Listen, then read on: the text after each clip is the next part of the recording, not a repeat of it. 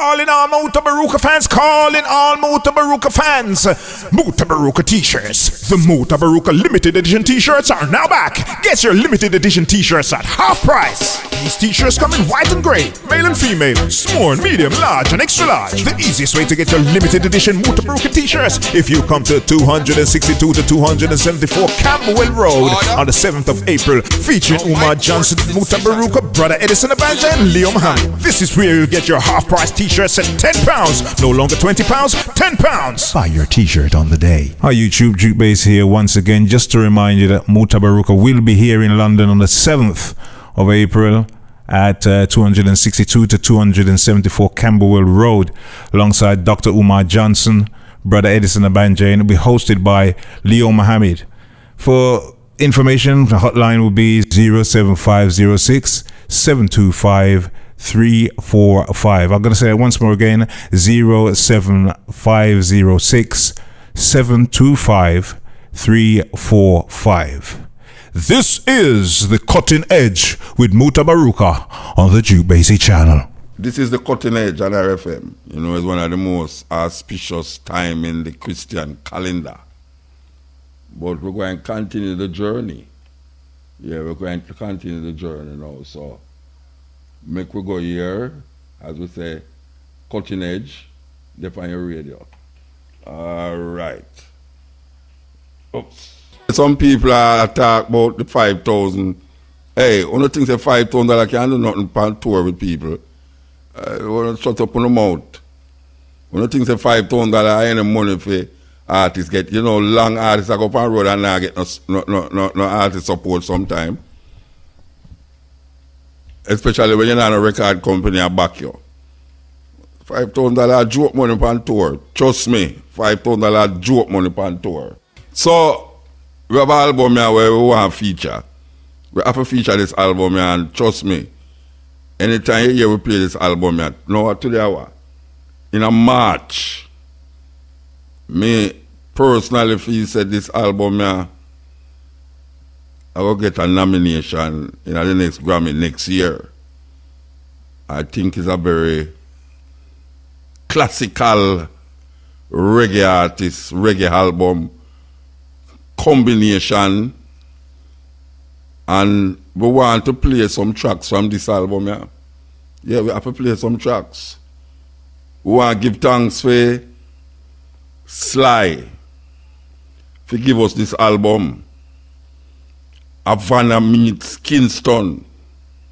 You know the album name, Havana meets Kingston. So for a year you know say it's Cuban meet Jamaican on the album.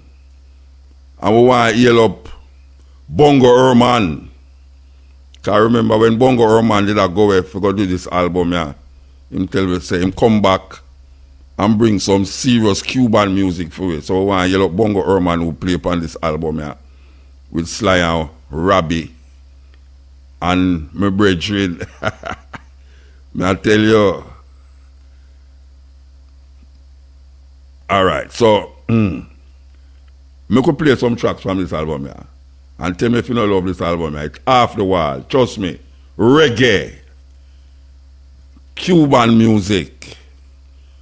Havana meets Kingston.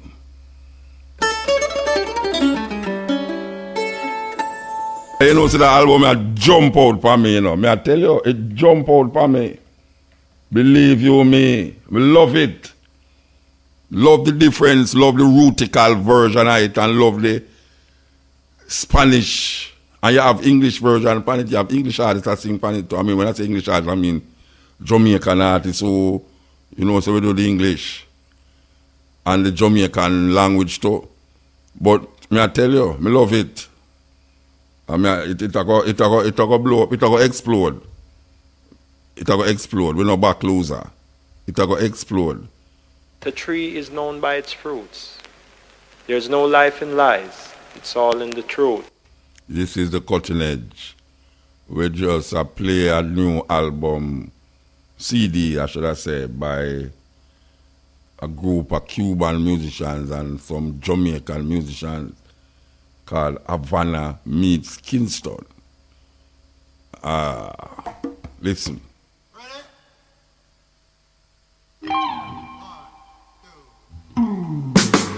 instrumental tune music. You know, it's a big area have a program on a station, yeah, where we play pure instrumental music in the slot where it lasts. I think it was like 4 hours, just like this. Pure instrumental music. Instrumental music. Not about again in a Jamaica. Cause I don't know if the computer can take bridge and go round can and come back round and something there. Oh gosh, man. Give thanks for good music, Jamaican music. We keep in the vein of the roots of the Jamaican music. Very rootical. Yeah, man. We love it when it stays that way there. Okay, so we did I tell you about the Easter vibes and you know, say you keep repeating a lie continuously, it almost become like the lie become like a truth. Because so much people say it, you feel say it's true. And when you look on who I say it, sometimes it's almost like, well, if them I say it, whosoever I say, like all me, I know I say no go so. You know, so most people in Jamaica really don't believe in Easter. Most of the Christian denomination them don't celebrate Easter because the biggest one is 7th day. And them don't know, them not deal with the Easter thing. Easter was handed down to us by Rome. We've been saying that for 2 weeks, you know. The problem where people don't recognize is that, as we are saying, if you keep saying something over and over and over, if you're not think for yourself, you start to actually believe what you hear continuously. And because you hear it so much time, you say it must right. You know, it's like when we say the 25th of December, no have nothing to do with no man named Jesus in the earth. Yeshua, whatsoever much people want to call it, Jesus Christus. But because it is celebrated all over the world in that way, it's like people now, I try to twist it around and I say, them never really say Jesus born on that day there.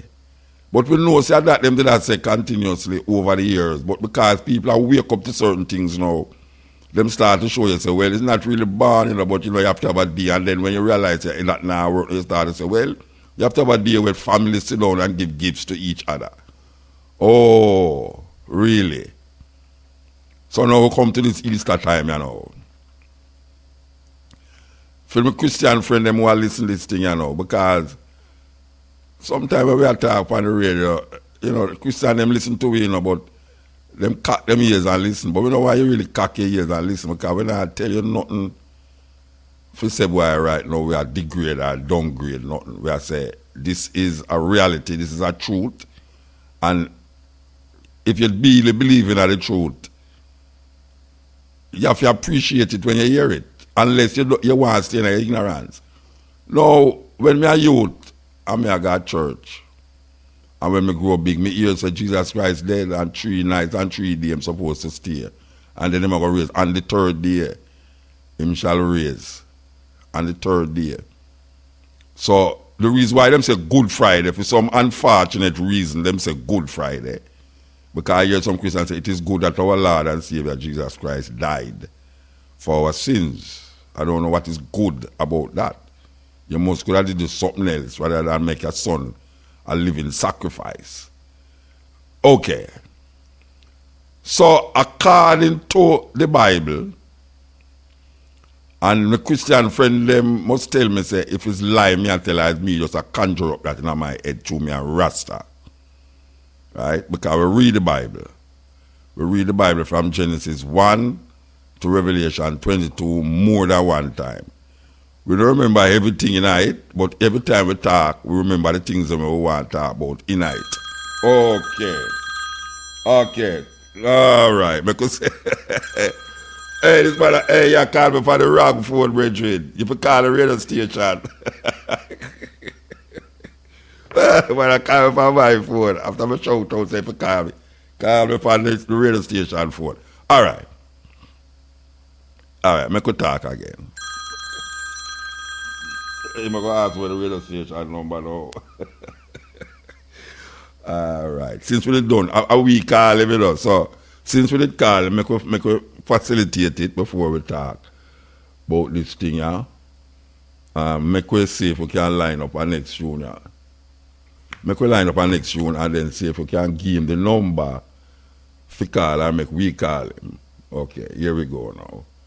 A tune on the radio by a musician and you say, you'll send out the message, boy, call me, you know. And in less than 10 minutes, he might call me on the wrong phone, but him call me still. But we're going to find out. We're going to put him on the Jamaican radio and say, you can't get me on the... You can't get me on the radio. You can't come on the radio anytime you call me cell phone. You understand? So you have to do you have to call the radio teacher if you want to go on the radio. All right. Sly. Yeah, man. Yes, Muta. Oh, you know, man? Yeah, all right, man. Well, I tell you, say, me listen to the album I drive on my car on the highway today, and I say, no, that album, a Grammy business, I go on here, so again for you. How much time you get nominated in a Grammy? But I think around 13 times. I only get the first Grammy. First Grammy Black Euro we win it, yeah. Black Euro, yeah. But I say no, it's that serious thing now. Last year earlier, about them time they didn't go to Cuba. 2 years ago, I think me and Bongo Roman. Me remember, you know, Bongo Roman come back and give me a slew of Cuban music, you know. Yeah. All right. So who conceptualized this album? Are the Cuban them are who no? No. There was a guy named Jake from Australia, you know. From Australia? Yeah, one time come to Jamaica. I was come to Jamaica and come to Jamaica one night and me and Bongo. Just to show him a tough gang. And 3 weeks after that, him called me and came up with idea and I think about Cuba. But remember we used to do a Cuban thing called La Chengue. Yeah. When we used to do that, like a vibe, there would be the man. Yeah, like a vibe. So, yeah. Kind of think it will come around that because when we did some interview Australia the other day, most of the journalists about them remember so we used to do something like this in Jamaica called La Chengue, something like a Latin thing and thing. I say, yeah. But what we Drake now, Drake go to Cuba and get a real singers them to sing the Cuban, the Spanish language and the musicianship and the percussion there. So when you listen to the Drake thing against me and Robbie and Bongo man play the reggae, it was fitting and the Cuban them was so calm on the rhythm. I can't believe it. Because when we play the rhythm, we can at least Cuba and come back to Jamaica and then into the production for and put on the vocals and everything. So we never hear the finished product until when we go to Australia there for the 5 shows. Oh yeah, so you can't go to Australia go do it? I mix it, mix it, yeah, I mean mix it, yeah. And finish the album. Oh yeah? Yeah. Well, it's sweet, man, may I tell you. And then there's a Jamaica, you find them Rod Valentine. In kind of talk the DJ thing, and I think another DJ, Jamaican DJ. So you look and fire them man in everybody at Cuba. Randy Valentine, them nobody at Cuba. Them do the film thing out here. Them do it out here? Yeah, in Jamaica, yeah. It's sweet, man, may I tell you. Yeah, man, I can't stop listening to the record. Trust me, that's why I camera up later and listen to it. I'm going to be listening to about none of my words, you know. Eh? No. Just don't do the whole thing and that's a picture of when the whole thing starts at Cuba when the room up today and musicians get together. And when the finishing part, I'd really come and listen. So really, oh boy, no, there's some magic, you know. Well, it's so good. I mean, I tell you, say. Yes, and German, Cuban, and play upon it and the answers and everything. Because the one we like, everybody like the one named Carnival. The second tune, on it, the body. All right. You all want to me about it. All right, so you may say now. Early in the year, you know, we were there in March.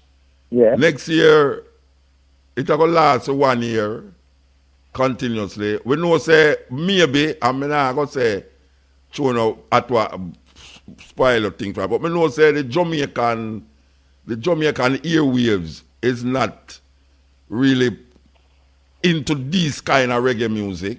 But we know, say, internationally, we are expected to do nice work internationally. It released in the world yet, or it's just... Yeah, about so. I think VP put it out. Oh, VP? Yeah. But I know VP there on this back, yeah. Yeah, man. I wish copy me get, you know. Me get a copy when I reach a VP yet. You know, in Australia. Are the Australian copy me get? Are the Australian copy me get? Yeah, it looks so. Because we don't see VP right on this. No. All right, me give thanks for it still. It not released properly yet. I'm play it, so that is good. Yeah, no, because we get to see that with a man like you or Mikey Thompson, really see it away, you know? Yeah. See what we really do with Bridge Cuba Havana and Kingston together. I mean, we have played the reggae and never played the Latin thing. And when we have played live, murder, Yeah. we take everybody up on stage and sing. And So I want to do some live show with it already? Yeah, man, that's better than Australia, Australia? Oh, to go Australia already? Yeah, New Zealand, yeah, man. Try show, sell out, man. Murder, man. Bongo man go to? They'll never come. I don't know. I never come. How we Bongo I deal with? Bongo man, you play on big thing all man no go? Eh? It look like him not no passport again, No, man, I want passport, man. Him passport run out to Cuba. Yeah. Anyway, a good album here, brethren. Yeah, man. I love it and we will continue to play Yeah, it. man. Well, yeah, man, like you play it, probably get a lot more Jamaican kind to see how it sounds like and try and get a copy, Yeah. Yeah, but it really sound nice still. No, man, it sound good, man. Believe you me. If Yeah. them say me no back loser, and I'll tell you, it go go on with that thing. Yeah, man. All right, give thanks, brethren. All right, Muta, yeah. Yeah, me I tell you, man. It go. Hey, Bongo man. Bongo man never go Australia, Rasta. Big show Australia with this album, and them never with Cuban and Jamaican artists on stage. I do them kind of reggae, and them never did it. Edge, trust me. Sweet. So, what did I tell you about that thing a while ago, where we disturbed it for talk to Sly? Havana meets Kingston. That's what the name of the CD. Him said it not released yet, but it's released in Australia. And VP, I go put it out. Okay, so here we are now. And I talk to Christian listeners. You know, occasionally we do these things. We talk to specific group, and this argument is with a specific group, a Christian. Now, we did I say that according to the Bible, Jesus supposed to enter the tomb 3 days and 3 nights. That is what I'm telling the man them, because the man them ask him, what shall be the sign? And him say, no sign I go give you, I don't give you no sign, but guess what? Remember when Jonah did enter the belly of the fish, them say a whale for 3 days and 3 nights. I see him where the Son of Man I go stay. Lie in a tomb for 3 days and 3 nights. All right now, I want you to listen to me carefully and show you say, if you keep repeating something continuously, people start to accept it without really question it. And people who read the Bible and regurgitate it, repeat these things. It's like when a man tell you about 3 wise men. Nowhere in the Bible tell you about no 3 wise men. Nowhere in the Bible tell you about 3 wise men. But because people keep repeating it, when you ask somebody, them say it in the Bible. And them never see that in the Bible yet. No. According to the Bible, him start to go, him going to the tomb in the evening. In the evening of the Friday. I can't where them I say it now. Right? Him go to the evening of the Friday. And then him wake up back just as the sun are gonna come up. Sunday. What me say? According to the book, where most people are going to turn to now because Easter come. Well, not most people, because really bun and cheese is there after the damn party and all them something there. But for those of you who are devoted, if the Bible they tell you say, him go lie there like Jonah in the whale belly for 3 days and 3 nights, you know say you can't think for yourself say between Friday evening and Sunday morning is not 3 days and 3 nights. You can't think about that. You can't look into it. If a man tell you 3 days and 3 nights, he might show you say, well, a day go come pass and then the night, another day go come pass and then the night, and the next day go come pass and then the night. And according to what them tell you, say, them put him in there Friday evening, and then him raise up Sunday morning when the woman reached there. She see the stone them move. And she said, they have taken my lord. They have taken my lord. Now, who selling you that? Who selling you that? Who selling you the idea that this Leonardo da Vinci picture, that is the most popular Leonardo da Vinci picture that can be identified as a Leonardo da Vinci painting, where 12, 13 man sit down around a table. And this is supposed to represent the Last Supper. This have nothing to do with supposedly what is in the Bible. It has nothing to do with what is supposed to be in the Christian Bible. Because the Jews, them, celebrate the same Passover. Them celebrate the Passover. And we did repeat that, we did say that 2 weeks ago. And this come now like we have done the program in that church service. But we have to say it because it's a different perspective. And we are look on it. We are cover all angles. We have to look at now. Because of black people we are talking about now. Because black people believe in this thing more than white people. Seriously. Black people believe in these stories more than white people. If you look at where we are going in Africa you know, and look at going in Europe. Most European country left that now and gone. The most progressive countries them in Europe. With less crime, less church, economically stable. Them left that and gone. And now we see Britain left it too.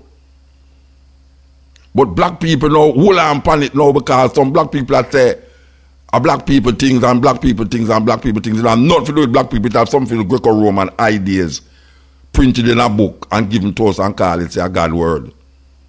No. If the Bible, when the Jews them hold on upon and say, when some man tell you, say, look at now, we're going to pass something named death are going to pass through, and all you're going to pass over the Jews, the Israelites, them house, is to take the blood of some animal and wipe it upon the door them. That's when death are pass through, it will know, say, well, it's enough to go in there so and kill nobody. And anybody door, whether you use Jews, whether you use Israelite or not, if you not have under blood there, by your house, it'll go kill, you're go dead. And then now after that, he's going to take you now and take past you over one sea we call the Red Sea. And that must be a sign unto all of Israel that no matter what happen anywhere on the day, we have to celebrate this Passover. The Passover represent when spring stand up in a way as for now. Christian black people, after reading this over and over and over again, has never sat down to really figure out, say, something wrong with the day where they must celebrate your Easter. It have nothing to do. Nothing. Nothing. We keep repeating it. It has nothing to do with any man who lived 2,000 years ago. It have nothing to do with it. It come out of these people who control their mind, control their ability to think for itself.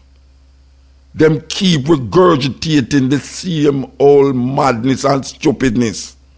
And when somebody like me come now and I show say, not go so you say, I'm a madman. Because them don't read that, them grandfather don't read that, them grandparents don't read that. So who is me?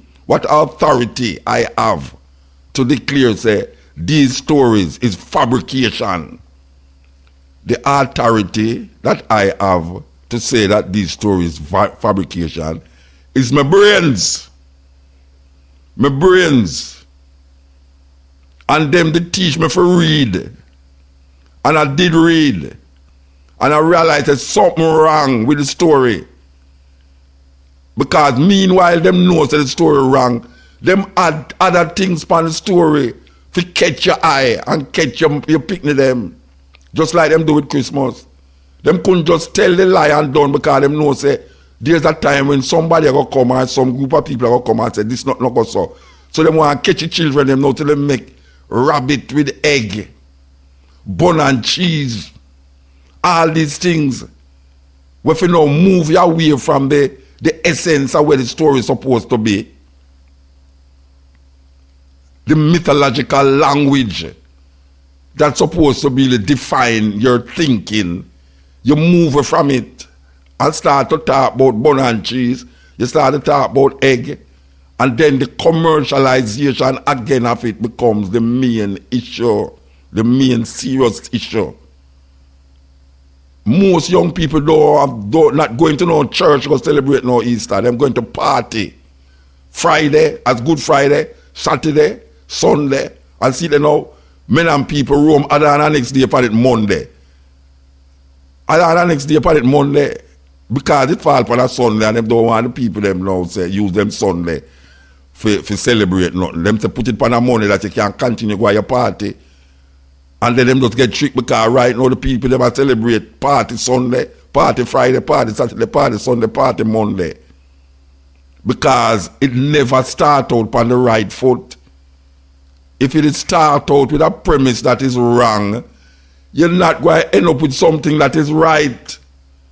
The premise can be wrong in the beginning and right in the end. Nothing don't go so. There's no law of logic say that. And if you expect to get a different result, it's crazy. And for hundreds of years, it continue. And now we see the African, them a take it like it's for them thing. Them a celebrate all the European holidays where the European them a move away from. And it's a serious thing. You're looking at Nigeria, Kenya, Uganda, all of these countries where celebrate the English language especially the English language.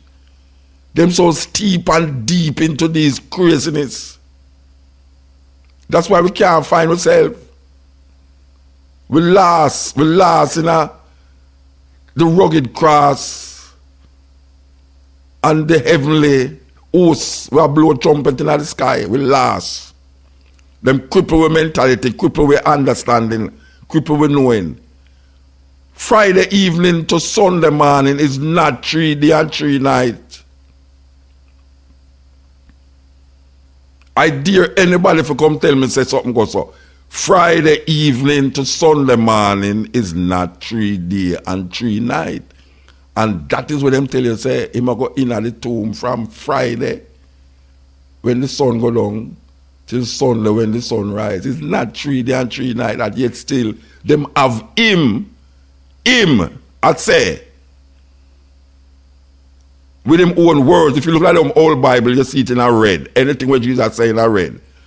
Them tell you say, him say, when the disciples them ask him about sign and anything, him tell them say, look here, Jonah want to read about the inner the belly of the fish, big fish. We don't know what kind of fish that hold a man in there for 3 days and 3 nights. All them story there.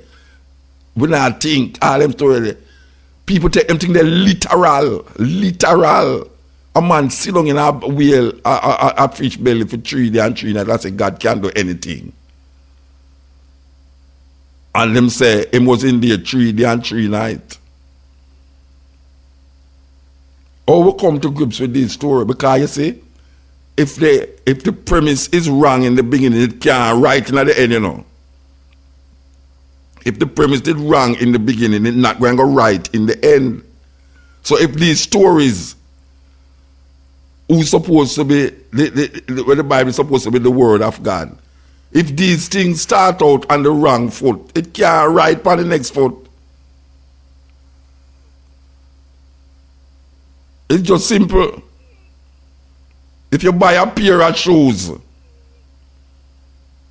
and you buy a pair of size 11 and you have a size 7 foot and you put on the size 7 foot, one of the 11 foot on the left hand foot, and it don't fit. The other foot not going to fit. It's used that you go try on the other foot. It's used that you go try it on. You can't go in a store and go buy a shoes size 11 and your foot is size 7 and you go home and put on one of the foot them on 1 foot, and when you look and say, right, the shoes are big, and then you say, I wonder if the other type foot are going to fit me. It's not going to fit you. You start out wrong already, it's not going to end up right. That is thinking. You have to carry back the shoes.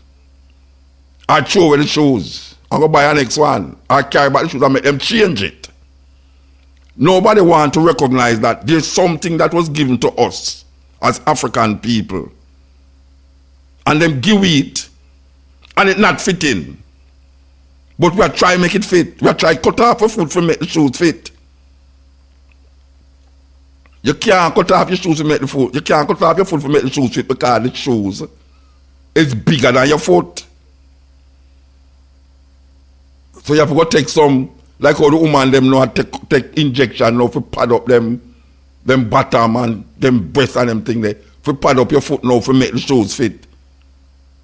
It start out bad, it can't go good. If it start out bad, it can't go good long less so. So we have to really think now. There are certain simple things that is causing us not to achieve our true divine potential as African people. African people have to relate to divinity in themselves, in them own humanness, humanity. We have to find that divinity that we search for in ourselves as African people. And if we keep regurgitating that old-time talk and those old-time thinking and don't think for ourselves, we're going to just go on, and we just go on and just make white people just control of the thinking and just do what them say, like zombies and puppets. But we can't afford to do that because we're our own human. We have a great history and whole heap of guys and whole heap of man die for this and whole heap of woman dead for this. So we can't give up for come say, well, boy, right now we could not throw in the towel and not say, boy, we're not bother. No, because a whole heap of our ancestors died for this from the first time we left the shores of Ghana and Senegal and Gambia, Nigeria. The first time we left and we're going at them boat there. When we realize that we're not still land again, a whole heap we jump off of that. And when them dip on the boat and them rape our ancestors, the female them, and when the female them start to realize that them pregnant on the boat and realize it's rape, them get raped. Them jump off of that with them belly and everything and preferably bones in the watery grave than stand up and live as a slave. And somehow we know right now, true we not in a ship and true nobody now, and we can't say we not in a ship neither. The slave ship are terrible because what? 1/3 of the Jamaican population live on land where them call squatter. And if you ever look how Jamaican African people live in a certain area and certain community, nobody know if live so. Nobody know if live so. Chicken come on my yard and I want to put them in a cub. I just make them go and run up and down. Bird all over my yard, I will never put them in a cage. We just make them go and fly up and down.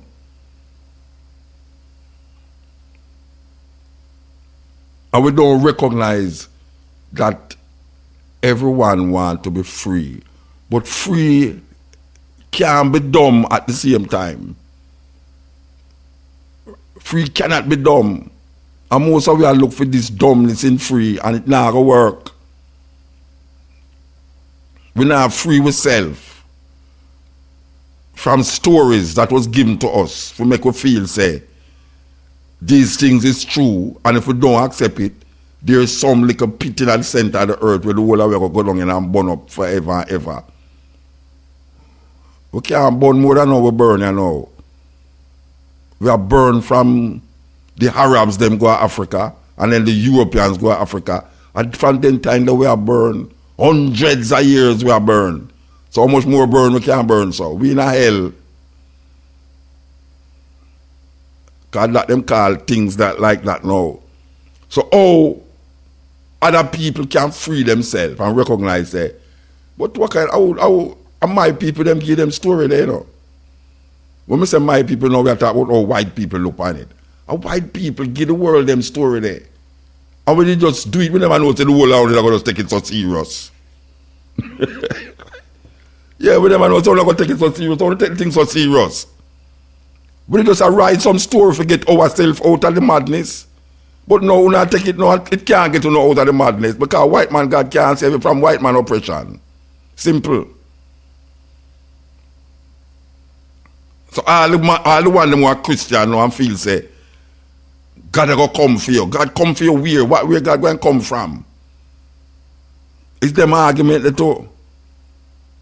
God can't come from nowhere from his omnipresent. God is omnipresent. That means he's everywhere, and if he's everywhere, he can come from somewhere.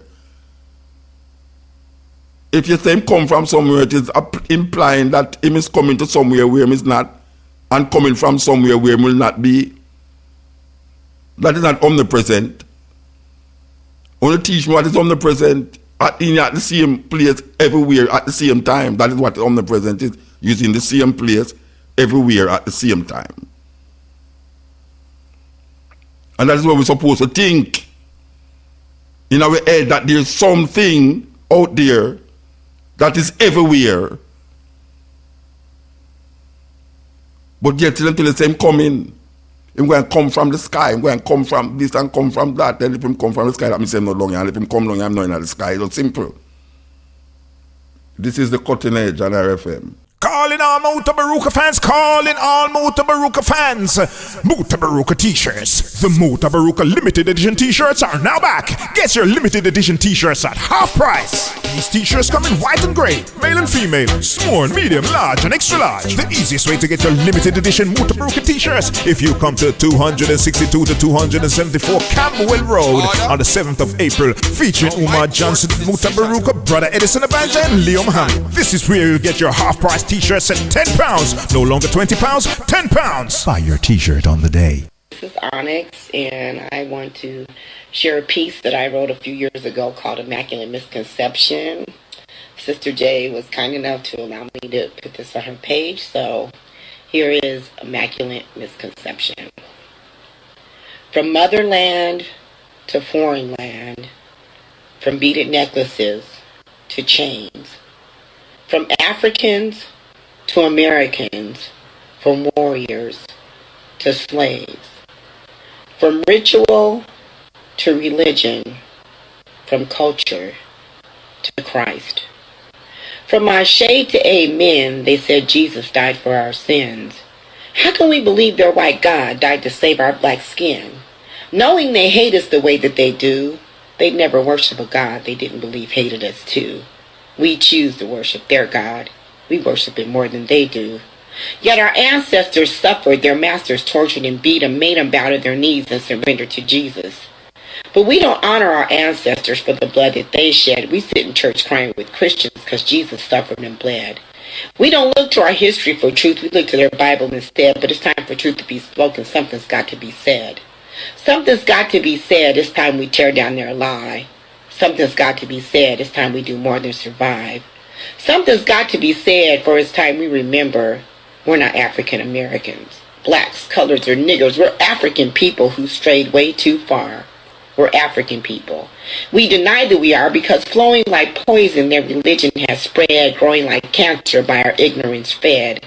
We've been manipulated, lied to, deceived, and misled to the point that our ancestors' voices are dead.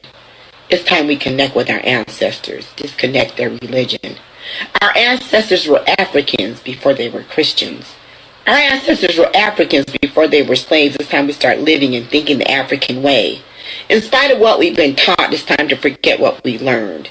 It's time for truth to be spoken, but for truth to be heard, something's got to be said to cause our thinking to change. Somebody's got to say something. I've got something to say. Before Adam and Eve, before Abel and Cain, long before Noah's Ark, before the floods and the rains, before Abraham, Isaac, Moses, Joseph, and Jacob, before Samson, Delilah, Goliath, and David, before the prodigal son returned to his home, before the children of Israel for 40 years roamed, before resurrection, redemption, rebirth, and religion, before Christians created chaos and division, before a biblical fairy tale was accepted as true, before the Testament old, before a Testament new, there was Osar and Aset, Heteru, Geb, and Sebek, Heru, Seker, Tahudi, Amen, Herikahudi, and Ma'at were the principles guiding our ancestors' lives. Not a religion whose God was hung on a cross left to die. Our ancestors listened to spirit, and by spirit were led. Not by a book trimmed in gold, words of Christ written in red. Our ancestors walked in and lived in a spiritual dimension beyond Jesus Christ's understanding or their God's comprehension. By the time a virgin named Mary gave birth to a Savior named Jesus, our ancestors had constructed the Sphinx and built the pyramids of Egypt. Their white folks stole us and sold us and told us, surrender. They called us unworthy, called us ungodly sinners. They told us our God was a heathen and we practiced a pagan religion. Their God commanded they practice a form of cannibalism. Taking Holy Communion in remembrance of his death, they drank their God's blood. They ate their God's flesh. They arrested innocent women, put them in prison, charged them with crimes they'd never committed. In the name of their pagan religion, they told lies so convincing when they put these women on trial, no one would defend them. These women healed those who were sick before modern medicine existed through a method of healing which we call holistic. Yet these daughters and wives and mothers of children were unjustly tried and unjustly sentenced. And it was the Christians who preached thou shalt not bear false witness, who falsely accused them and convicted them as witches. It was the Christians who judged them and sentenced them to die. It was Christians who tied them to stakes and burned them alive. It was Christians who said they were evil and followers of Satan. It was the Christians who murdered those women in Salem. And the same Christian who started the witch hunt crusades wrote the Bible they lived by. His name was King James, meaning the God of the Christians allowed his words to be written by hands washed in the blood of innocent women. And in this Bible we trust that never acknowledges us. Not from the first word in Genesis to the last word in Revelations does our Bible mention our people, our history, our nation. Not one chapter, one verse, not one scripture, one sentence. So how could their God have created Africans in his image? Because if their Bible is true, Africans never existed. Their Bible says by his power, Jesus raised up the dead. Their Bible says by his power, 5,000 people were fed. Their Bible says by his power, Jesus turned water to wine. He healed those who were crippled, gave sight to the blind. By his power, he opened deaf ears and the mute may speak. But where does it say by his power, he unshackled our ancestors' feet? Where does it say by his power that he set our ancestors free? Where does it explain why his power still ain't set us free? We're not free as a people because we're still believing their lie. They don't need to shackle our feet. Their religion has shackled our minds. I don't care what you believe. They believe in a God with white skin. And if it's their God that you're serving, it makes no difference to them whether we're saved or we're slaves. It really don't matter. Because in their minds, we're still serving a white man as our master.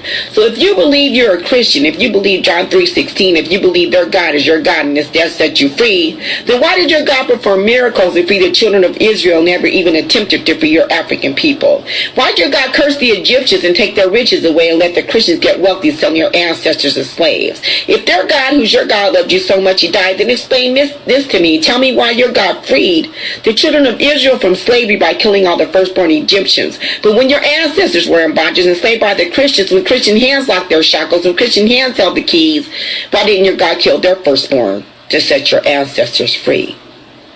And if hanging Jesus on a cross was to save you and me, who are our ancestors saving as they hung from the trees? If Jesus saved us by suffering in hell for 3 days and 3 nights, who are our ancestors saving by suffering each day of their life? If beating Jesus with a whip was to save us from sin, who are our ancestors saving as whips to open their skin? Who are our great-grandmothers saving as they were raped and violated? Who are our great-grandfathers saving as they were stripped and castrated? Why were our ancestors tortured? Why were our ancestors slaves? They suffered far more than Jesus, but not even themselves could they save. So how can we as their descendants spit in our ancestors' face by serving a God who ignored them as they screamed for his mercy and grace? How can we as their descendants call Christians our sisters and brothers when they snatched our African babies out of the arms of our African mothers? How can we as their descendants bow down and give praise to the God of a people who stole our language, our name, stole our culture, our heritage, our spirit, our will, then in our face shoved their Bible and told us, thou shalt not steal? How can we as their descendants, the God of our ancestors, reject, but give our glory and honor and praise and respect to a cross they burned as they slip ropes around our ancestors' necks? How can we as their descendants believe Christianity could save us when the Christians who preached it were the ones who enslaved us? You are listening to Mutabaruka. With you, we want you to all the people in England and listen to me, you know. Hey, we live on the radio in England there. Well, this week, you know, 7th of April.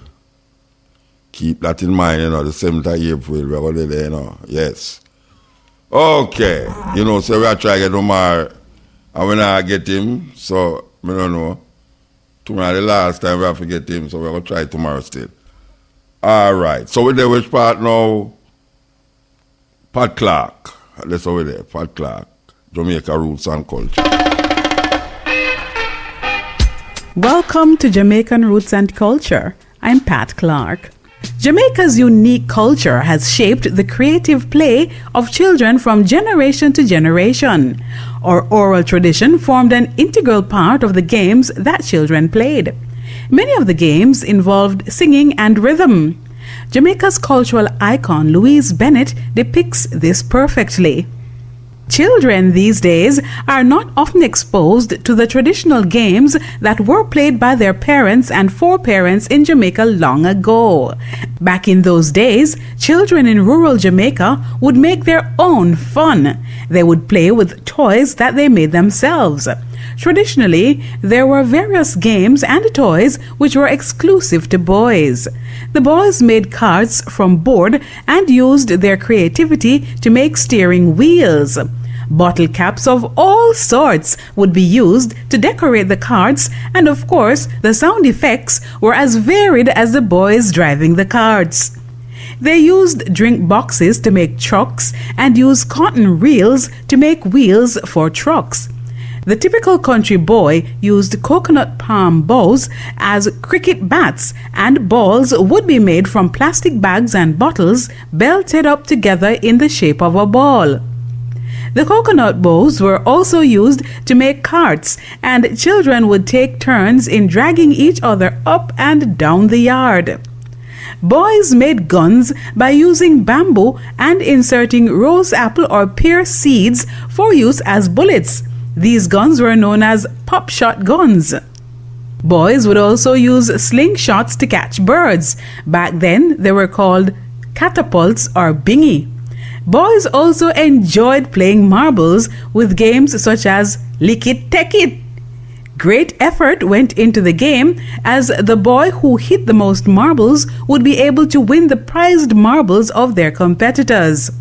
Additionally, boys used to play with gigs, also known as tops. These were made from board with a bit of nail for the spinning. The gigs were often very colorful, and the boys would take pride in showing their skills in spinning the gigs. The gig which spent the longest time spinning was the gig of choice. Bottle caps could also be used to make gigs, and thumbtacks were attached as the spinning device.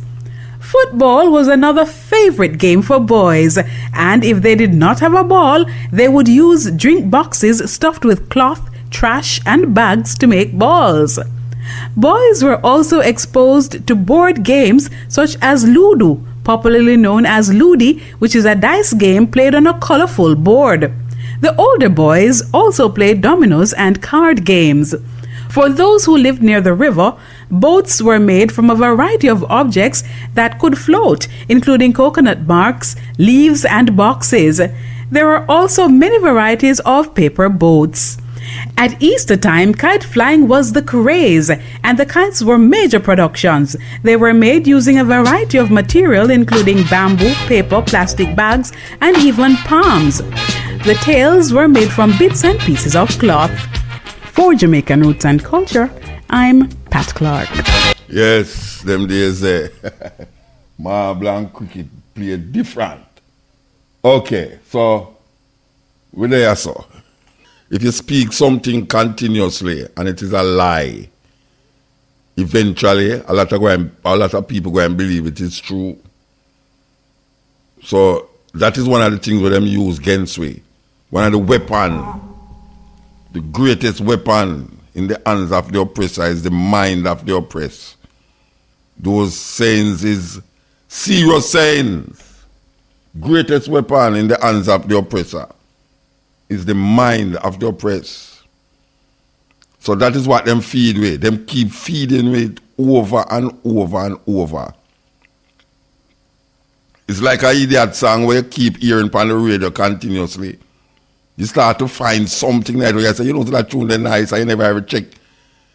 Says really, at the same tune you hear the first time and it never sound good. And then there say certain things tonight where you never like. But true, you keep hearing it. That is the power of your call repetitiveness. Where you repeat the same thing over and over. It resonates in your consciousness. Resonate. That is why advertisement is so powerful. Big companies use advertisement because them study, them sit down in our rooms. You have men who just sit down in our room just to figure out how to get in your psyche. How them go and use the power of the media to get in your psyche to the point where you have to buy them product. Even if the product not good. Even if the product not good. And for how much years now? Years, hundreds, thousands of years. We hear about this. You know that I just say a while ago. God wiped out all the firstborn in Egypt to save some people named Jews. There's about 1 million of them. Wipe out all the firstborn. We never do nothing. We don't have nothing to do with nothing. But just to prove a point. God murdered all the firstborn children in Egypt. To prove a point, say, him want fear of let go the children of Israel. And look how much millions of Africans dead. Millions of Africa dead and it's still dying. Where is that deliberate persecution against the oppressors for free and liberate African people? Yet still, him commit that grievous murder against Egyptians. This time is worse than that time. We need this God. But we know say it's fable and it's fiction. And it's we have to go save ourselves. Because if the God save the Israelites them, him not go save we as African people. Not go save we. This is the Coaching Edge time. It's 2 minutes past 12 o'clock. To the very last drop, eh? All right, so we want to play this. Some reasoning with some people I saw. Black people, white people, brown people who don't believe in certain things. You understand? Listen. Someone who bases everything on reason has faith in the reasoning process. What's wrong with saying that? Why can't you say I have confidence in reason, I have faith in reason, I trust in the reasoning process? You won't say that because it will reveal that both our positions are faith positions. If you ask me why I believe in the Bible and I flip open the Bible and show you a verse, you say you're appealing to what you need to prove. If I ask you why do you believe in reason and give me a reason, then you open your book, you open the reason and you give me a reason. No, you're making a huge leap. I say that the Bible, like the Quran and like the Torah, is man-made, not God-made. It's a human-made literary accretion full of plagiarism, contradiction, fragmentation, and so on. It's like every other book ever written. And I wrote There's nothing divine about it, and the appeal to it saying, I can trump anything you say because here's God's word on the page, is a contemptible way of arguing. I wrote a logic textbook. Does that make logic man-made? Logic is man-made, yes. Yeah. So there's no reason to follow it then? No. If I reject Bible because it's man-made. Logic is the attempt by humans to make sense. It isn't a divine endowment that we possess. Same with philosophy. Philosophy means the love of wisdom. We don't say it's the revelation by... You say what you have is revealed. Now, here's the way of clarifying the difference between us. Somebody asked earlier. I don't claim to know more than I can. Everything I've said this evening, I've backed by assertions, evidence, argument. Douglas Wilson, who's just as modest and friendly and tender a chap as I am, says, yeah, but I have an advantage over Christopher, because I know what God wants, and I know what he says in his book. I have access to higher authority. Now, what I want you, I'll ask him, but I don't care, I've asked him before. You have to ask him. How does he know that? And by what right does he claim to know the mind of God? And if you were a serious spiritual person, wouldn't you think it was a bit much that someone said they could come before you and tell you what God wanted? As long as they don't call it modesty, I don't mind. As long as they don't call it humility, I don't mind. But I don't like being told that my arguments aren't as good as his because he has divine information that's withheld from me. Now, first of all, it's the same God, okay? God of Islam and God of the Old Testament. It's the same. Allah is the same as the God of the Old. It's the same. So hold that aside for the moment. Hold that aside. What he did not know is that of all stars that have names, 2/3 of them have Arabic star names, okay? Now, I don't think that's the point he wanted to make. I think he didn't quite get that. And so, here they go. I mean, it just goes on and on and on and on. Not all stars have names, but 2/3 of those that do have names have Arabic names. There we go. Okay? There they go. And you might say, well, how did this come to pass? Where did that come from? What was going on? Because if you think of the Middle East now, and it's not where you're not saying, hey, these are folks naming stars. You go back 1,000 years. Islam, 800 to 1100. In that period, it's generally called the golden age of Islam, of Islamic science. Golden age. There was no greater golden age in the history of the world before or after. When you look at the sum of advances that came out of that period in Baghdad, algebra was invented in that period.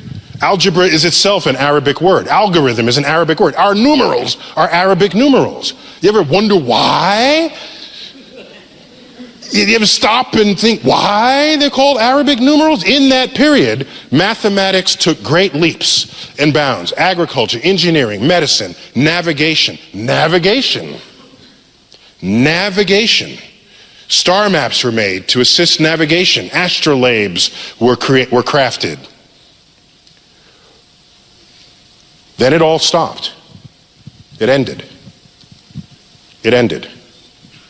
If you're a historian, typically you focus on history as marked by changes of kings and leaders and wars. That's the lens through which many historians look at the past.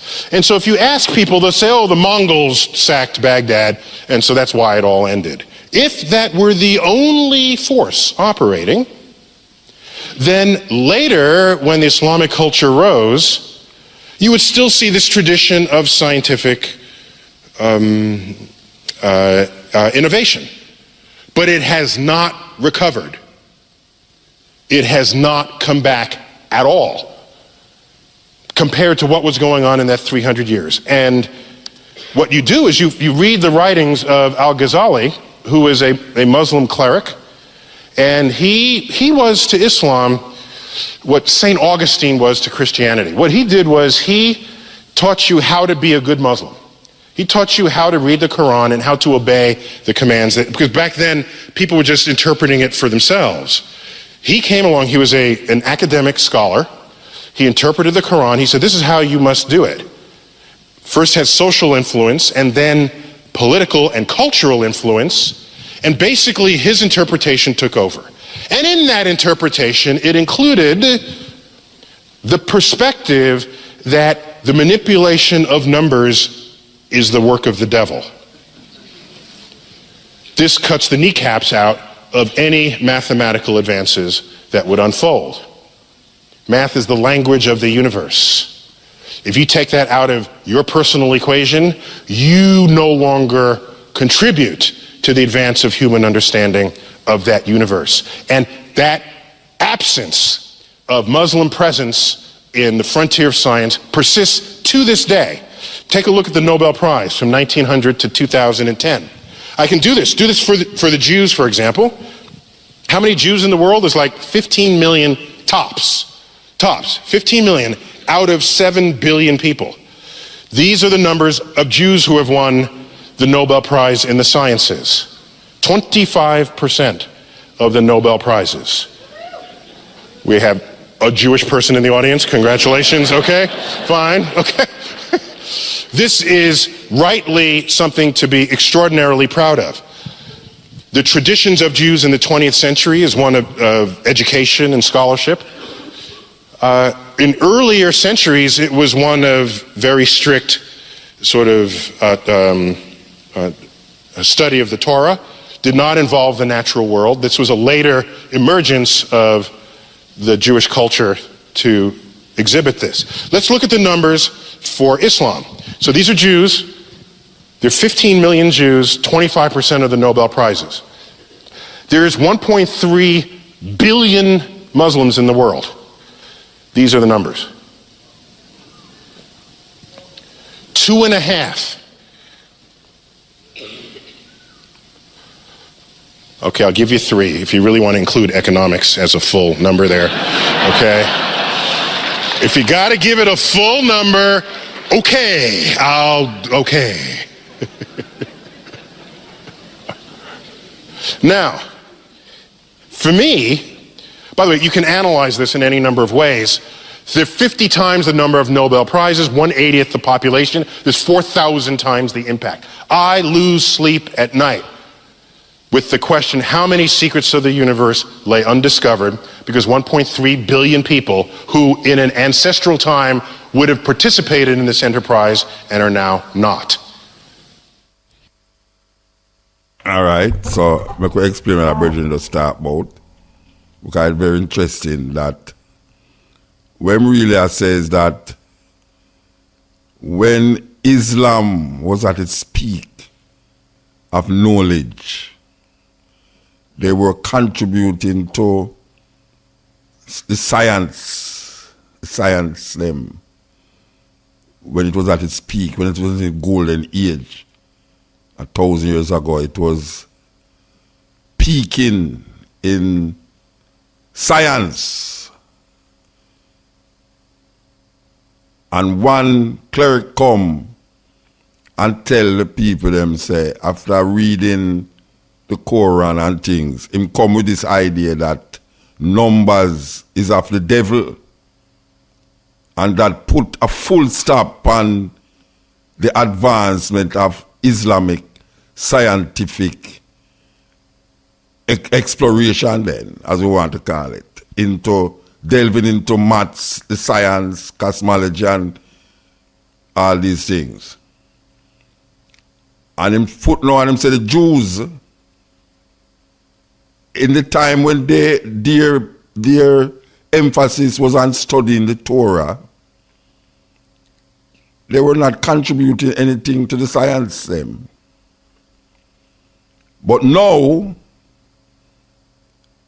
I'm sure that the Jews them in advance in them thinking and now move from just basically studying the Torah,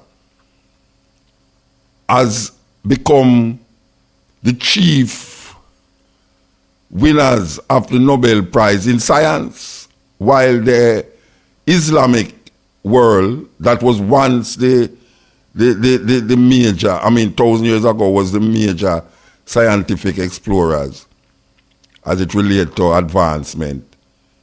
Because now they are now into numbers is evil. The exploration of the science dwindle till you only have two of them. So 25% to 2% is really something else. What that is saying is, I will look on it now in the modern days now, come up here so right now, where the countries them in Europe that is less religious, is more advanced in human development. And when I just talk about, not talk about just materialism or materialistic.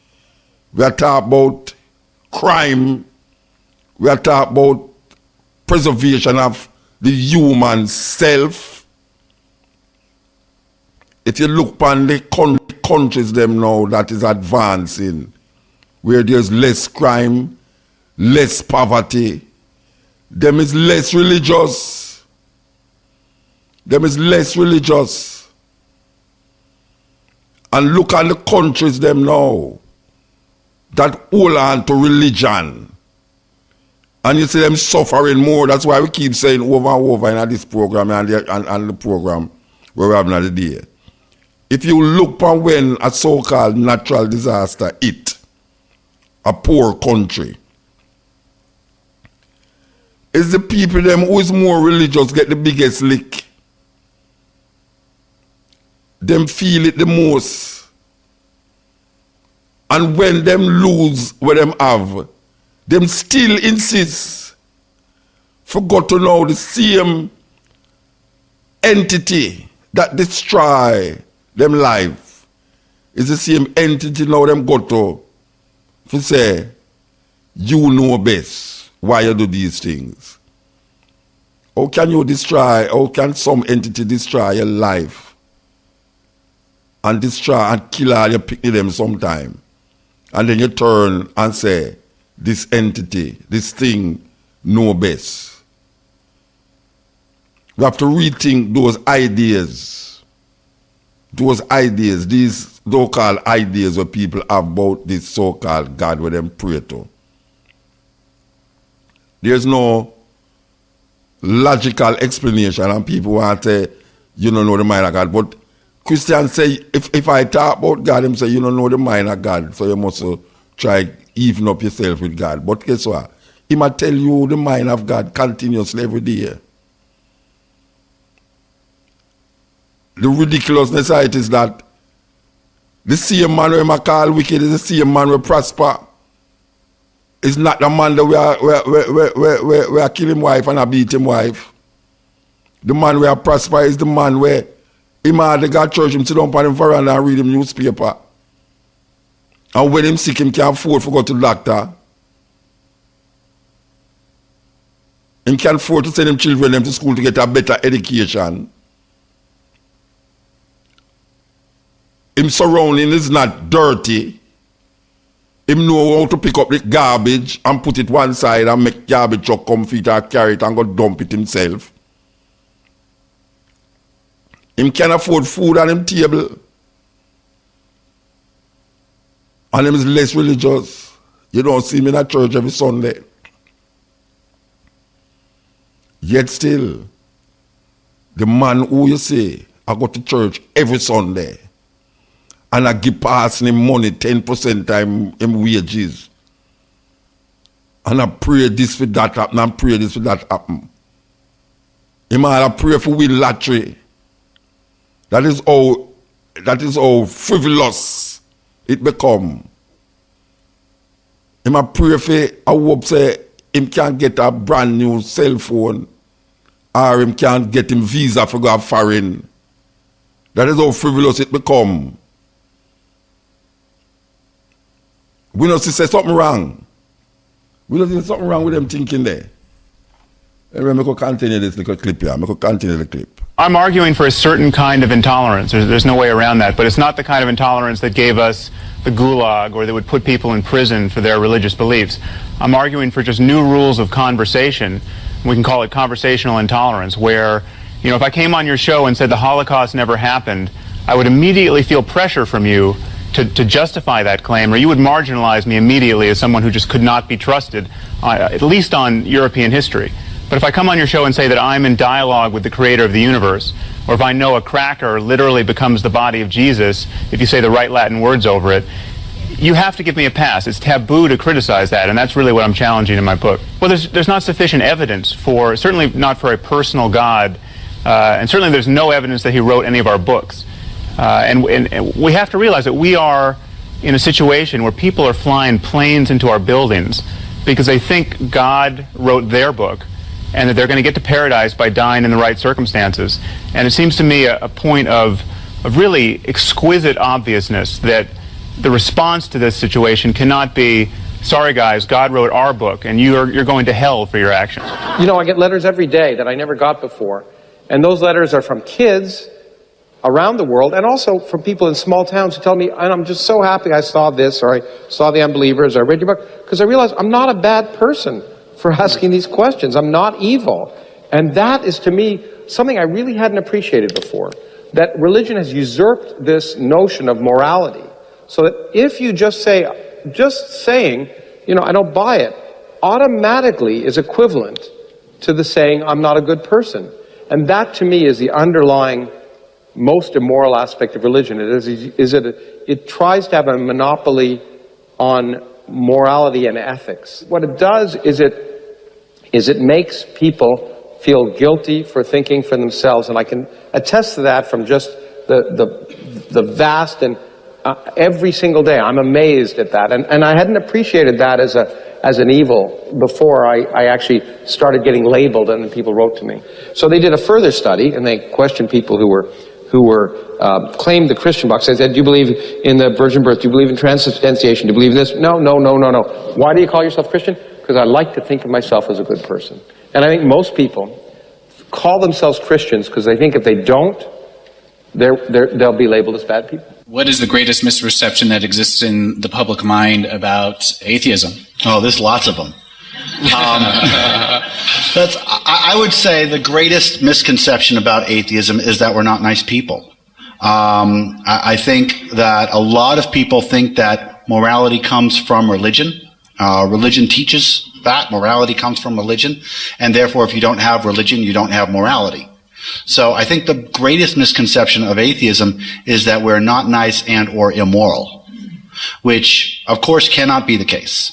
It cannot be the case because all the data combats that. The population of people who are non-religious in this country, depending on your polls, goes somewhere between 15 and 30%.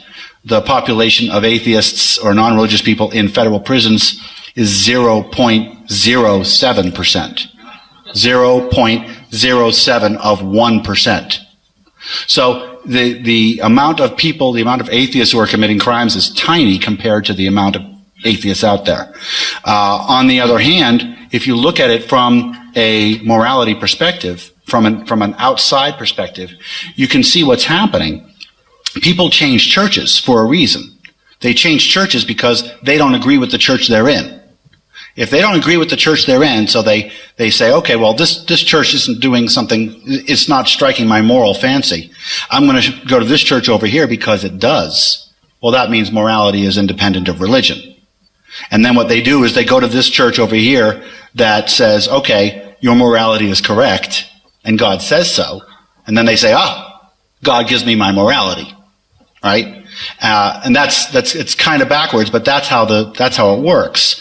The reality is that every single human picks their own morality. Morality is relative.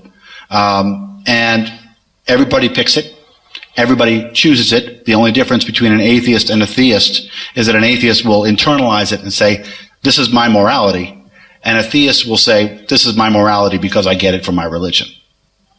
Do you give people who make this case that was the beginning and that there had to be something that provoke the beginning? Do you give them an A at least for trying to reconcile faith and reason? I don't think they're reconcilable.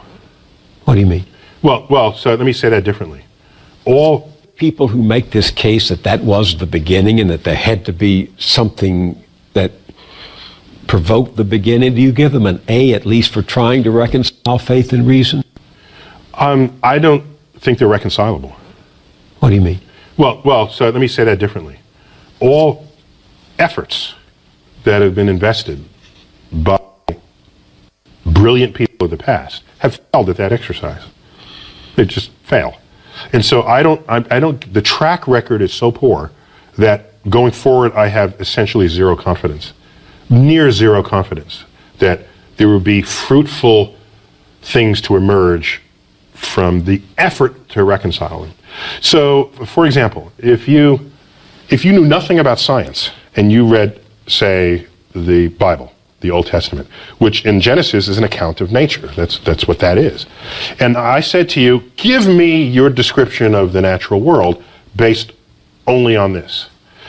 You would say the world was created in 6 days and that stars are just little points of light, much lesser than the sun. And in fact, they can fall out of the sky, right? Because that's what happens during the Revelation. One of the signs that the second coming is that the stars will fall out of the sky and land on Earth. To even write that means you don't know what those things are.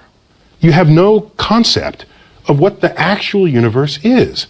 So everybody who tried to make proclamations about the physical universe based on Bible passages got the wrong answer. So what happened was, when science discovers things and you want to stay religious, or you want to continue to believe that the Bible is unerring, what you would do is, you would say, well, let me go back to the Bible and reinterpret it. Then you'd say things like, oh, they didn't really mean that literally, they meant that figuratively. So this whole sort of reinterpretation of how figurative the poetic passages of the Bible are came after science showed that this is not how things unfolded. And so the educated religious people are perfectly fine with that. It's the fundamentalists who want to say that the Bible is the literal truth of God and want to see the Bible as a science textbook, who are knocking on the science doors of the schools trying to put that content in the science. Enlightened religious people are not behaving that way. They're saying, yes, science is cool, we're good with that, and use the Bible to get your spiritual enlightenment and your emotional fulfillment.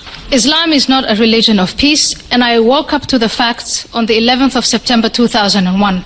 Perhaps I should have woken up to the facts earlier, but I admit that I did that then at that time. Talking to people of my faith, Islam, and my friends, and discussing with them, I remember all kinds of fallacious arguments, but I remember one consistent thing, and that was to exempt Islam from any criticism. It was culture, it wasn't Islam. But a religion is born in a culture, and if that culture is not peaceful, then that religion is not peaceful. I was told it's politics. We've heard it tonight many times. It's not the religion, but Islam not only has a pious dimension, but it also has a political dimension, a complex system of laws, a political philosophy on how society should be organized.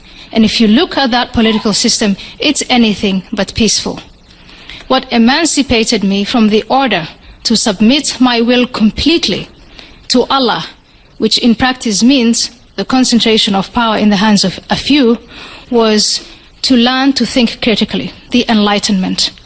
Vote against this motion and open up the flows of Islam for debate in order that Muslims, those who are not yet emancipated, may take charge of their own reason, of their own faculty.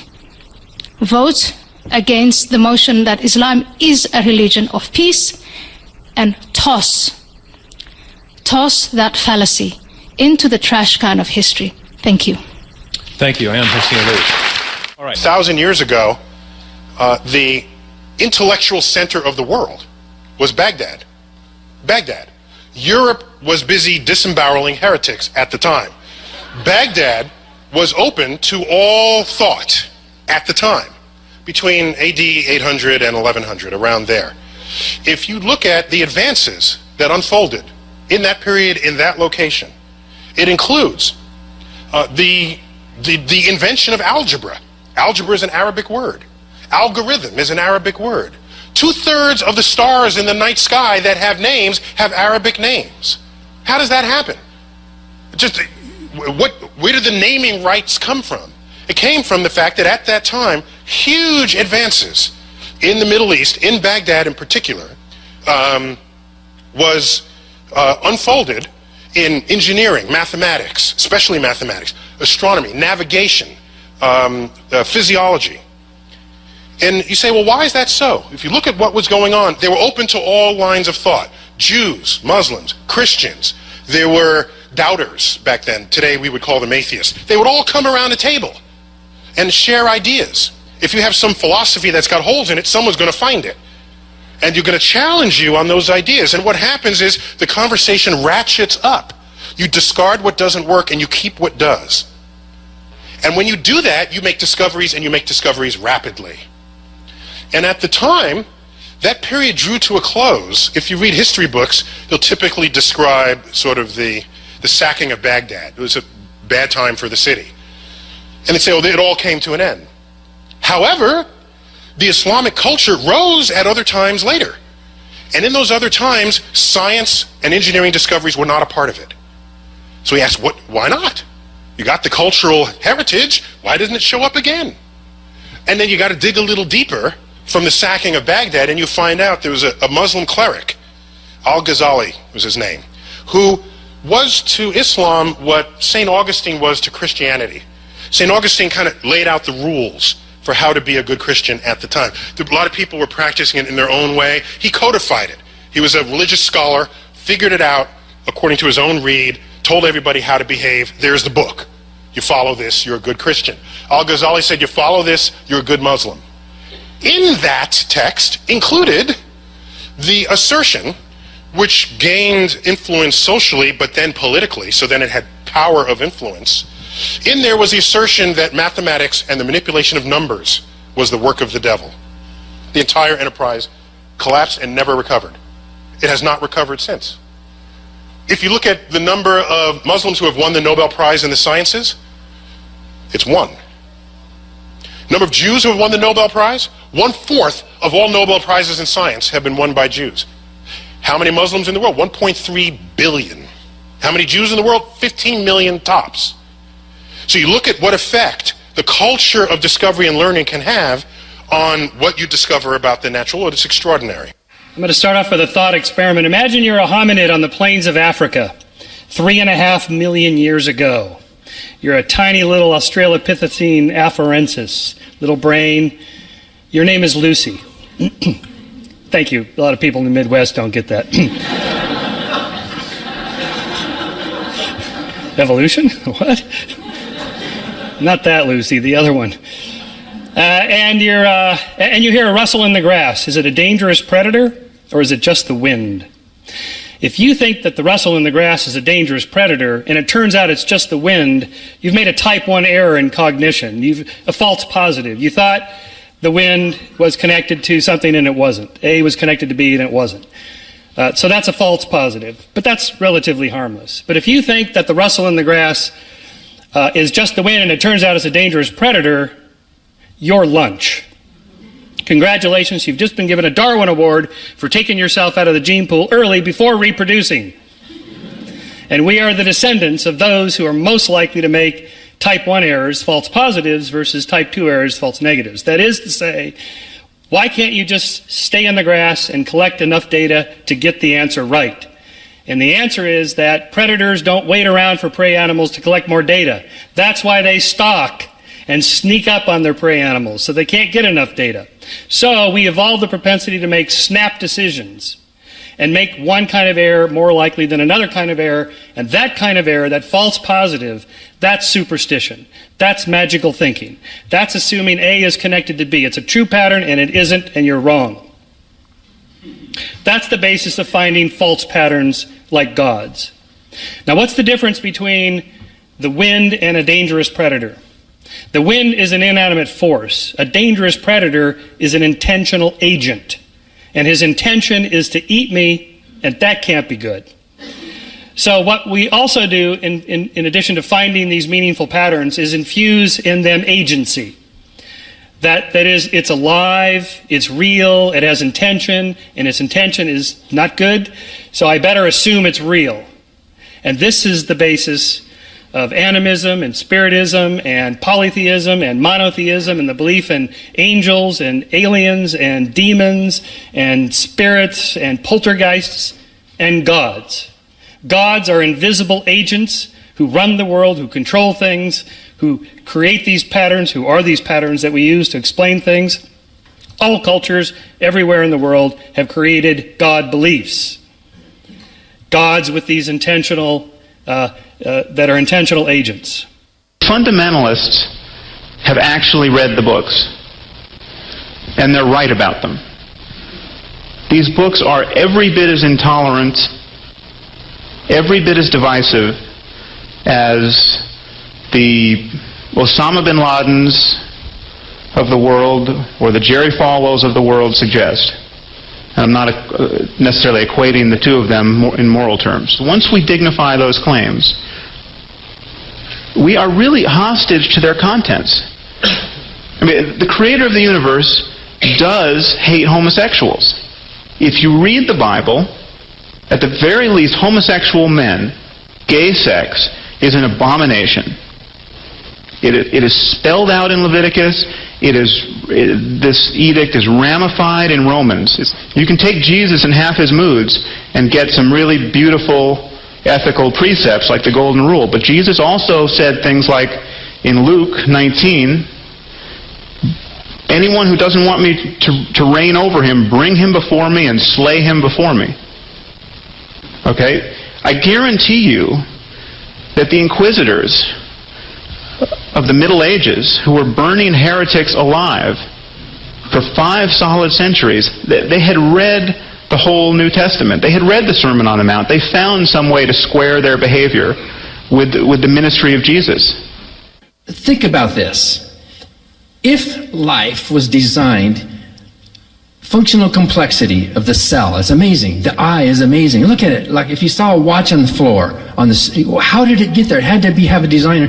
Because your premise is that functional complexity cannot spontaneously, all by itself, come into existence. It had to be designed by, a watch is probably designed by a company and has a history of trial and error and multiple designers, many of whom are dead, let's say. But in any event, you say, how did that get there? It had to be designed by something even more complex, more fascinating.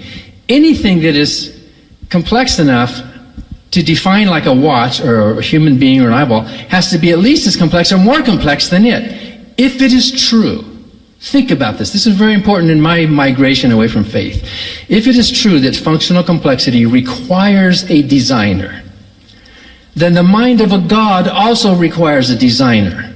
Isn't the mind of a God beautiful? Doesn't it function? Isn't it complex? Doesn't he have desires? Doesn't he have plans? Isn't he this amazing big, is he just a big blob of random nothingness? Or is he an amazingly organized genius of a beautiful, wise being up there? That complexity, by the argument of design, also would require a designer. If it doesn't, then throw away your argument. You're just believing by faith. The design argument either stands or it doesn't. So you can't invoke a designer to explain complexity who's more complex than the thing that it designed. That's circular reasoning. That's called begging the question. What you're doing is you're just explaining one mystery with another mystery. You are listening to Mutabaruka.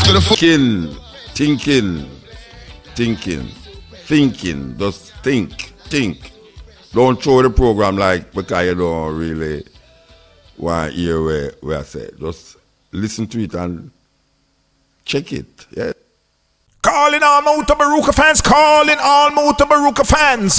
Mutabaruka t-shirts. The Mutabaruka limited edition t-shirts are now back. Get your limited edition t-shirts at half price. These t-shirts come in white and grey, male and female, small, medium, large and extra large. The easiest way to get your limited edition Mutabaruka t-shirts if you come to 262 to 274 Camberwell Road on the 7th of April, featuring Umar Johnson, Mutabaruka, Brother Edison Abanja and Leo Muhammad. This is where you'll get your half-price t-shirts at £10, no longer £20, £10. Buy your t-shirt on the day. Yeah, this is the cutting edge on RFM there with you. All right, now we're going to open the floodgate. You know, so I'm afraid for I want them to just go and do me I open the floodgate, you know, because the floodgate sometimes want to wash me away, you know. And a whole heap of things from up at the top of the stream come wash down upon me. But I guess I have to do it. Operator, open the flood. That's so funny. All right. EL. EL. EL. Yeah, I right. Yeah, yes, Mutabaruka. As I said, open the floodgate. I see the red light come on. Anyway, what happened? Yeah, just big you up as usual, dog. Because we have to give thanks to the work we are going with, you know what I mean? Give thanks? I have to give thanks to the work we are going because it is very important. You know, some of the caller them are calling, I have to big up Manding go same way. All right. Because seeing in little input there. So I want to say, baby, I try call and you up on the line too. So I'm going to take up in time. I don't know. No, I don't know. That's it. Call them time I usually call. You know. But the thing what me see is how them people see them people give them people get award. They make special award for best tourism minister and best this and best that. You know what I mean? And it still not benefit the people in Jamaica. You know what I mean? So them give them some award to make them feel so them do a good job. You know, even though them do a good job for the people, them give them the award. Even in the tourism sector, it not benefit the little man in Jamaica. But them go a good award for them do good for the hotel them. And the airline. And the airline. The master them. And the airline. You know, them reap the reward because if you are dealing with tourism, you have to deal with the culture of the people. You know what I mean? We should have, say you are dealing with tourism, you should have people in Jamaica have a regular man and make a money off of the tourism. Yeah, well, them have this thing on name where you make the tourists them sit down at the hotel the whole time. Them stay 2 weeks and them not walk outside at all. Yeah, understand. That's not a benefit. No. The tourism is supposed to advertise our culture. You understand? Man. People so, want to go amongst the culture. A man should have a house, a room and a yard and rent it to somebody. Yeah. I rent it to somebody and make a money off of it. So you don't know, so you try to help the world, the population in general. Yeah. You understand? Yeah. So them people don't want nothing, you know what I mean? And again, never lick the education system again, because the education system is just set up for make helpers for the system. Man. You understand? Well, them make the educated come uphold the same system where keep down them mother and father, uncle and granny. And then educate youth them for have critical not thinking, you know Nobody not think nothing. Me talk from the university go right down to K1. Yeah, man. The education system designed to kill creative thinking. Yes. You know what I mean? If you're an independent thinker, them don't like them don't want that. You have to follow the pattern. Yeah. You have to follow the pattern to instill, to keep the thing going. Stay on track. You know, but we have to know them things because there's no way you can have a country where you say I deal with development and you not try encourage some of the culture of the country. Because last week I listened to your program when you and your wife talk about the pudding man there. And I said, wow, look how the people that kill out the pudding man there. You know? You think say you could a kilo, you go out, come out there so and say them are deal with tourism and them a get out the same little local people. Them a show off them culture, you have to learn to show off your culture. Yeah, man, of course, you know, that make tourism interesting, man. Watch out. Me tell a man, say, anytime I go to a certain place, you know, I spend most of my, anytime I go to Africa, and most of the time I spend my time in a market, me there, you know. Yeah. If you want to know the culture of the people, I'm going to the market where the people them are. Yeah. Go to Coronation Market. About all inclusive. I just think, I trick the people and say they go to Jamaica. Cause you don't really go to Jamaica when you come to Jamaica. You go to America. When you have Kentucky and Burger King. Yeah, and the same white people where you live in America, you come sit down beside the pool. You're there beside the pool and on the beach with them. You know, joker business that. Joker. You know what I mean? I will need to revolutionize the education system and change the education system, or else we're going to always have the same thing. We have to find a way to incorporate the love of the land of Jamaica in the education system. Yeah. Every man in them youth in this country, them have to say a pledge. Them pledge allegiance to this country. So we have to make the youth them of Jamaica do that too. Yeah. Because we have a nice pledge for school. When I go to school, I used to remember it. Yeah. I know them youth you know nothing about it. No, it's important. Some people don't know the second verse of the national anthem. Because every time they must sing it, the first one, them sing and sit down. You know, like you see, word, power, and sound motor is very important because that around the world, you know, all them do give a punchline for you run with. And the people run down with it and never understand and I do what them always, what them never know, so them I do. Yeah. You know, them just do it and we come normal, you know. Normal. A couple of years ago, me hear you do a lecture where say when we become them, you know. Yeah. And from that time, they may have a wicked respect for you. They're not true, man. You know, so we have become them. We can't separate me and them. We don't know where them are going to work it out.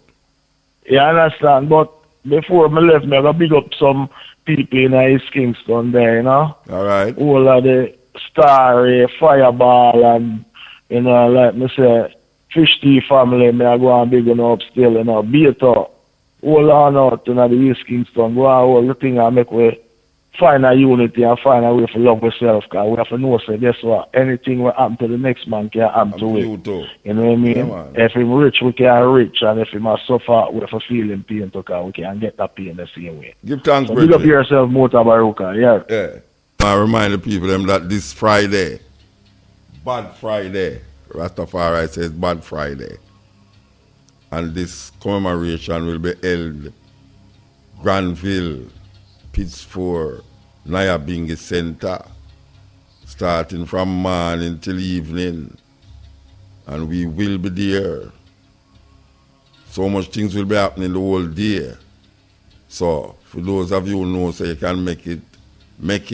This is an annual thing. We remember the atrocity that was done to the Rastafari movement in 1963.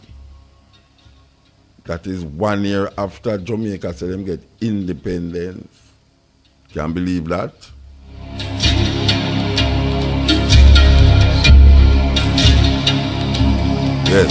Yes, cutting edge. Yes, Muta. That is. Yeah, man. You know, so I got the light bulb, I turn on a lot of people, you know. How you do, man? You know, when they have the dry and them, and them put a little light bulb and the idea lick you, you wake up. You have to just, you have to shake your head and say, what? I really true. I saw, what? Yeah, true, you talk. You that, man. But, a long time you know you're fine, you know. That's true, man. But, where you go? Farm work? I'm just there farm foods here, but thinking of farm work, I'll be here for a while. You know, I listen to a couple of programs them still, you know, I catch all of them. I guess I have to go over to YouTube.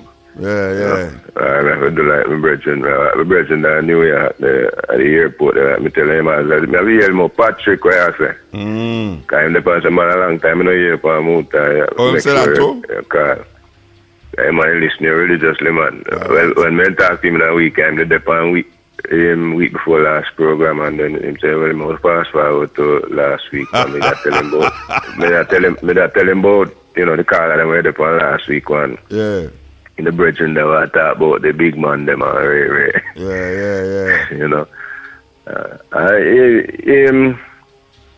But Clark, like a little piece I should just do. Who that? Right? Who that? But with the culture kind of part there a while ago. Oh yeah, but the little thing them we used to do in a little while. Yeah, man. But for all the music we used to make, we want like a musical instrument. Them use coconut bone and certain coconut farm and make with little fifi them and certain. Yeah, and condense can for make guitar and all them something. All them things there and pumpkin stem to make to blow. Make music like trumpet and everything. Like trumpet, yeah. Yeah, man. Well, if I teach you could have said still, but you don't know 5 minutes. It was a true time constraint, But the whole board ass them almost when rain fall, they run them down. Yeah, man. Remember down at James Street Gully, man. Oh, gosh, man. You see. So tell me something. You got into the program? If who, me? Yeah, a while ago. Earlier. Yeah, you know, so what happened to me now, you see? I'm going to lay down early, and I wake up, and I hear it. I turn on the radio and left it. And I listen, but me kind of, you know how it go. Me I hear it still now, but I'm hearing the place. You're gone, you know. But, huh? It not hurt you when you watch all a movie. And right when the good part come, you just doze off. And when you wake up, it gone, and you try to go. When you go drop asleep. Oh, when you drop asleep, I don't swear I go on there, so. Yeah, but some of the things that I that here still, I kind of know them already, but I know some grab there and miss out some little things in there. But I always listen back still. And see, play a collage of certain people like Neil Tyson and very name Hawkins and some Muslim. Some other people also show them different levels why religion to them kind of stay away. Even the Islamic data there, which I say, Islam is really a violent religion because it comes out of a violent culture.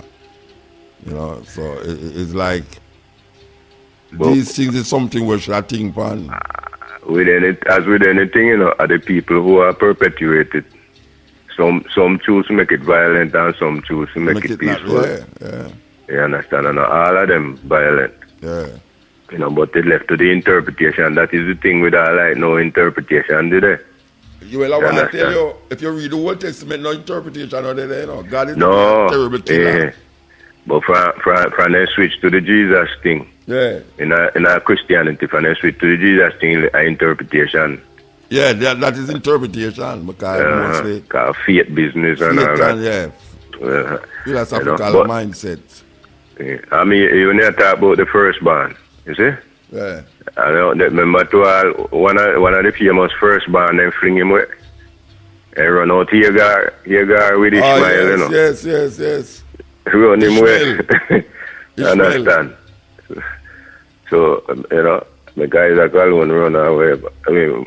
So I saw them do the first. But you see the firstborn thing there with the Egypt. When they talk about, because like you say, what they are. If him omnipresent and everything, why you need them for mark post we know which part in people? Yeah, you're supposed to know which part for go, man.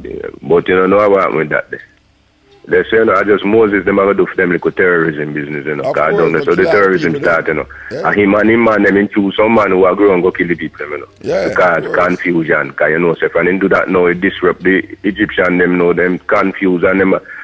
In a then grief, so then get to slide out and sneak out in people, we must sneak out. Yeah. See. Because in the Bible, I guess them I say like about 6 million in care out, but nothing ain't go so, or 600,000, never mind, but nothing ain't go so. The word when then translate to the big money, it did mean clan too. It was translated. So in care out 600 family. You understand?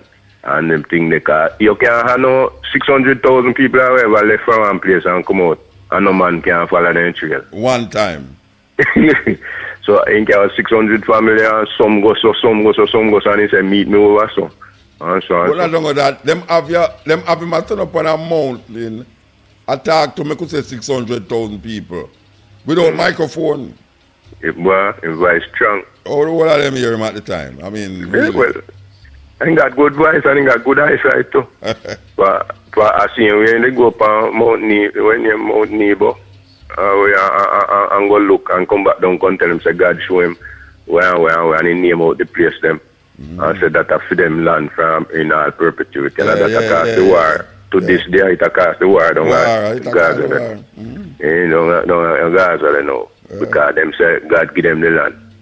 The land and they want to kill out all the black man, the Canaanites. And the Canaanites so, land. Liar than thief and everything. Because when they left Egypt, you know, when say God tell them, say all of the people who I work with, who are working in every household, to borrow the jewelry from the Egyptian them. Yeah. All of them jewelry and them pretty clothes. And when we left and spoil the Egyptian them. And rob out the Egyptian them and go over the all of them. But every other thing too, because even when Joshua and them people they invade people country, God not tell them to kill off everybody and take the woman them for themselves, man. But only black nation them. Black nation them are wipe out, you know. And all them when them say Christian say God love everybody and love this and that, then how come when him give them when him tell Aaron what to do, when if you build the tabernacle, the what name they were put in the Ark of the Covenant and all that. When he say, you know, no flat nose, big lip people in there. That in the Bible. No you know, want them nobody with blemish, no hunchback, no cripple. So they say God love cripple and he love everybody. People need that. None of them not go in there. Inside, they don't want nobody with blemish. I want the people see them thing they do in the Bible. I mean, like, because we are talking about it, I know it might come like some, where them get them foolishness from, and it's really in there. When me talk to them, when I walk on the road and about them, and me talk to them, then them say, nothing go so that in the Bible. Sometimes I can't remember when somebody skip on them, I never really went take note of them for convince people. I never used to, since we start listening to you, me start discuss them with people. But some of them I forget them, because long time now, me just read if you try convince myself which way to go. Yeah. And from me, see them say, I want me doubt, I want me know some easy off. I never want to discuss religion and politics with nobody for appear. They hold fast to their views and, you know, dogmatic, so I don't know argument. Them get vicious to you too. Because me always ask them, you know, to tell me which part, and I say, create the world in a 7 day then. Well, them say 6. But me know me read the way saying finishing work on the 7th day. So finish your work on the 7th day, that means you do little work up on the 7th day. But anyway, within them 6 days or 7 days, me not see no way in the way we create hell. So how hell come about? That me I say too. I never create it, and I create everything. Not even Satan even creating that 7 days there. Satan is a newcomer in the thing. We don't in a Job and come in and I Bible, speak in the Bible. When that at the time of the exile, during the exile of them there Assyria, and I just go back up on Zoroaster. But the Jew them never believe in a opposite to God. The Jews them believe say anytime them do something wrong, God will punish them. And like they go into famine and disaster. They must say God bring it wrong upon them. Christianity them do something wrong and disaster, them say the devil do it. And you know, say, and that same thing they perpetuate to today. Because when time pass and I rape the woman them in a church and them do nothing bad to them, them feel say, and them do something, make the person do that to them, make God make the person do that to them. As you talk about that, I want to play something about some pastor in Nigeria, I want to do the people them. I want to play something, I'm glad you mentioned that, you know, to play that. It's you make a one. So that you mentioned it, I just remember, I wonder if I can find it, but it's a serious thing. It's a serious thing, these people. Them start to allot certain anthropomorphic ideas to this supernatural God.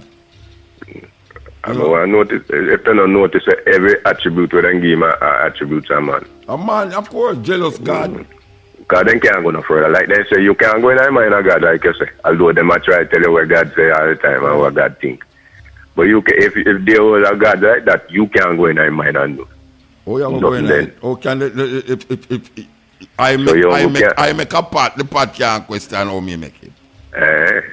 You can't tell them where you know, where your mind can conceive. So that's why them did say heaven open, so because they couldn't conceive, the man would have reached up past the cloud them. Then again, the man said, the people did believe, say, the stars are going people still believe that the stars are going to fall upon the sky in the latter days.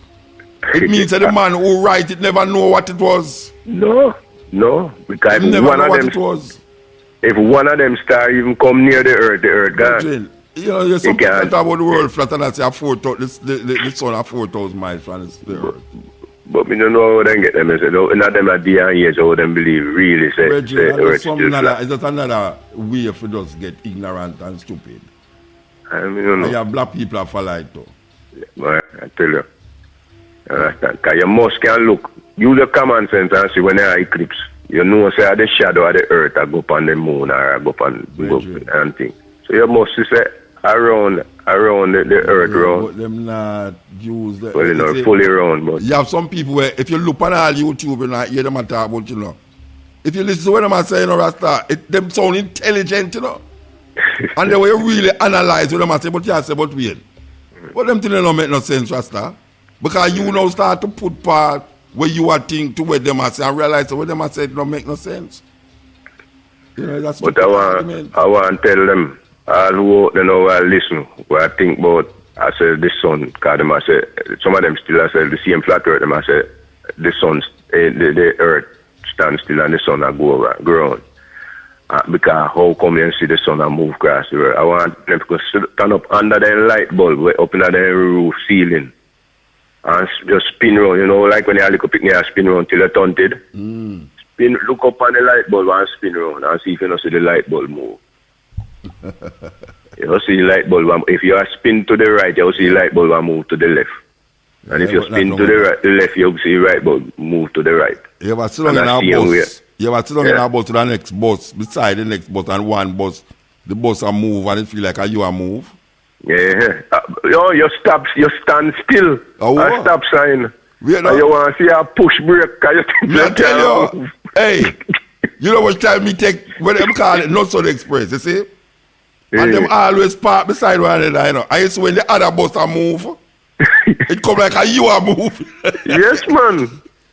We sit down in an Amtrak train already, you know. An Amtrak train park beside one another, and when the Amtrak train beside me are moving, I check the way now the train are moving, I see people still are coming on the train. And you not feel shake. Is that similar thing though, you know? Top man. Is that similar thing, man? Give the illusion say it's you are move when it's really there's something over there so I move. Yeah, but you can't see because if you drive still where you look on something weird so you come towards it and then you see fly past you. And it now move, the tree now move, but it fly past you. So why then can't wrap their mind around the concept say the sun the one place and the earth because the earth has spin on the because man have to come up with it's mostly Christian mind people think those ways, you know, we say no other planet, not the sky, not planet, no Mars, not there and all them something there.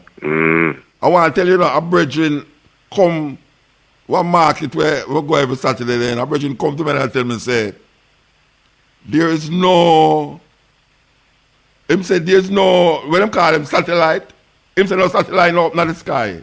He would like know how much up there. Wait no, some say, where you say brethren, him say it's a conspiracy. Some say, tell me something now. What is it that the Chinese, the Americans, the Russians, the Indians, the British and all of these people, who are them conspiring against to tell the whole world so them have satellite up there? Because we know about conspiracy where the Russians have said something against the Japanese and the Japanese have said something against the Chinese and the Chinese have. But for all of these powerful nations come together and who them conspire against, we tell you say satellite up in the sky. The man almost need to draw a crowd there in a Rasta. But at the same, him can bet him at the same man will tell us say all of them the people in the Bible, how the world them conspire to say Jesus and do this and do that and that. They won't tell us nothing couldn't go so much people couldn't conspire. And that may I say. And at the same time bet you want GPS phone. No, but no. Team reasoning. The brethren reasoning, you know, is not satellites govern the television, communication and all these things. It's wires where they on the earth do it. And you have people watch out, if you look on the internet, you know, brethren, trust me, it have a thing for carry away, you know, if you look on the internet, you know, and see certain conversation where people are having to prove to you. Say what is real is unreal now, you know, what is unreal now become real, you know. Or when a man I tell you, say, boy, right now, no satellite up in the sky. A people, a conspiracy that. I mean, I say, but wait, what you say? How you mean no satellite in the sky? You can't see satellite through, watch out, you ever go a planetarium? I mean, that, we go for time, better get a telescope. You look through these telescopes. What you have to say, no, is that man that deceive me? You can't use binoculars and see satellite, you know. You can't use binoculars and see satellite, you know. Brethren, but that man that make you feel like says Hollywood that trick me. You say, Muta, Hollywood that trick your brethren. You say, what is smart man, you rasta? Hollywood that trick me. I love talk, I want to talk long, but I will give somebody else a chance. All right, so give thanks. I know the credit thing goes. Yeah, give thanks. So, yes, man, keep it up. And Patrick, we know you all listen. Are you big brethren that? All right, man. Yeah, man, I'm good youth. All right, the one we are listening all the while. Yeah, man. All right. The name of the church? Breast and Honey Harvest Church. Breast and Honey. Yeah, Breast and Honey Harvest Church International. Wait a minute, breast of breast as a lady's breast, or?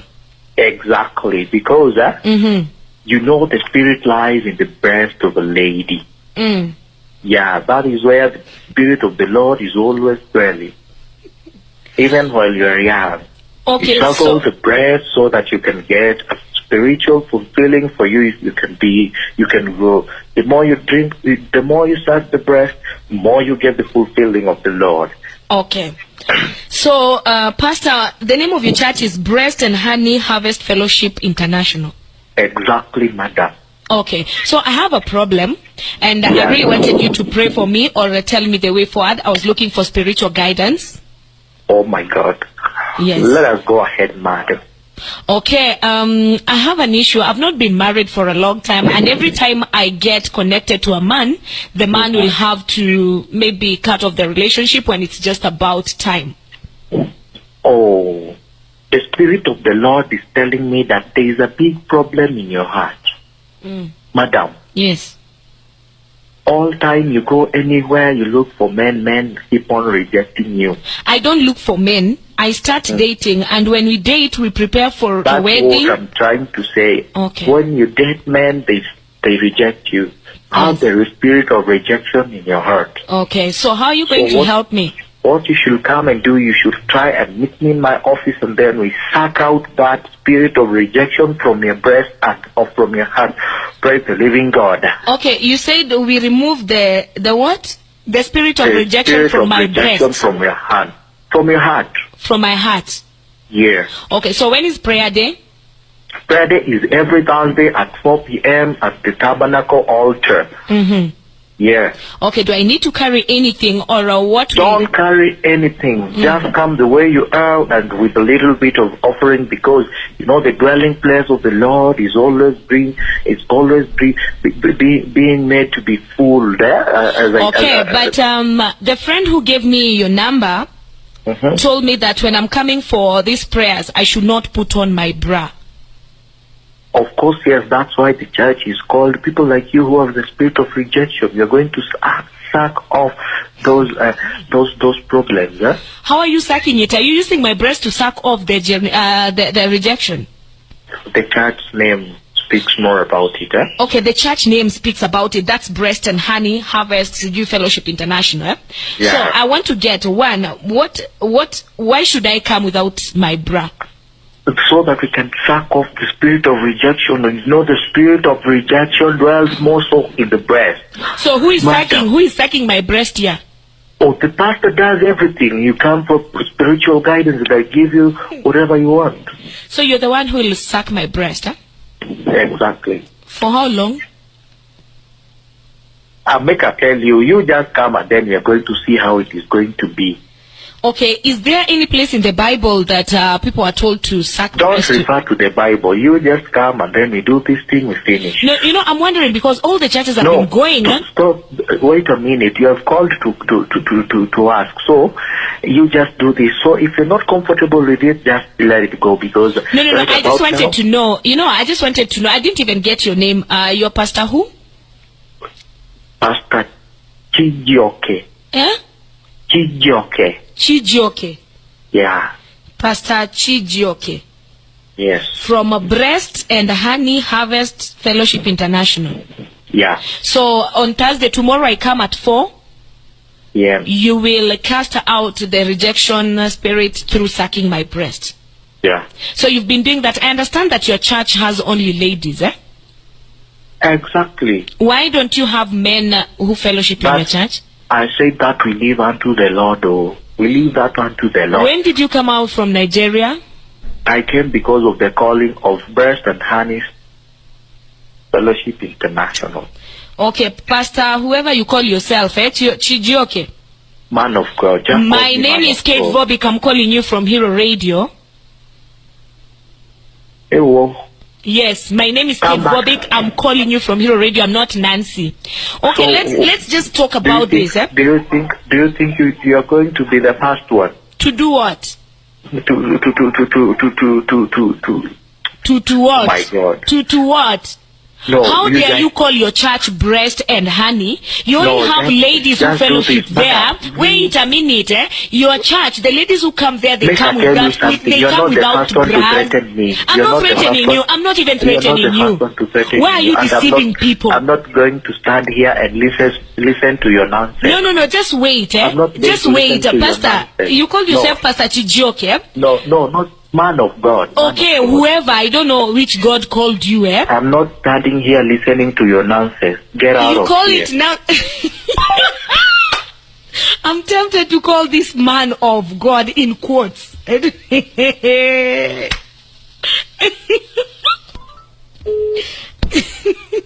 You are listening to Mutabaruka.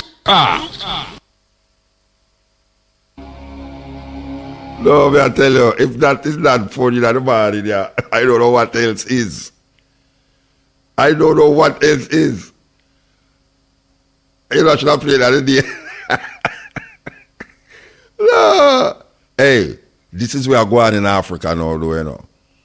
You have worse than that, you know. You have pastors where I tell the congregation, the woman, they must come a church with pantheon, you know. Because, may I tell you, worse than that, what I don't want to say it on the radio. Especially in Nigeria, you know. Because Nigeria have the most church, them could have the most church in the world. 170 million people in Nigeria. The Nigerian them. Oh gosh, man, may I tell you. What a judgment. Believe you me.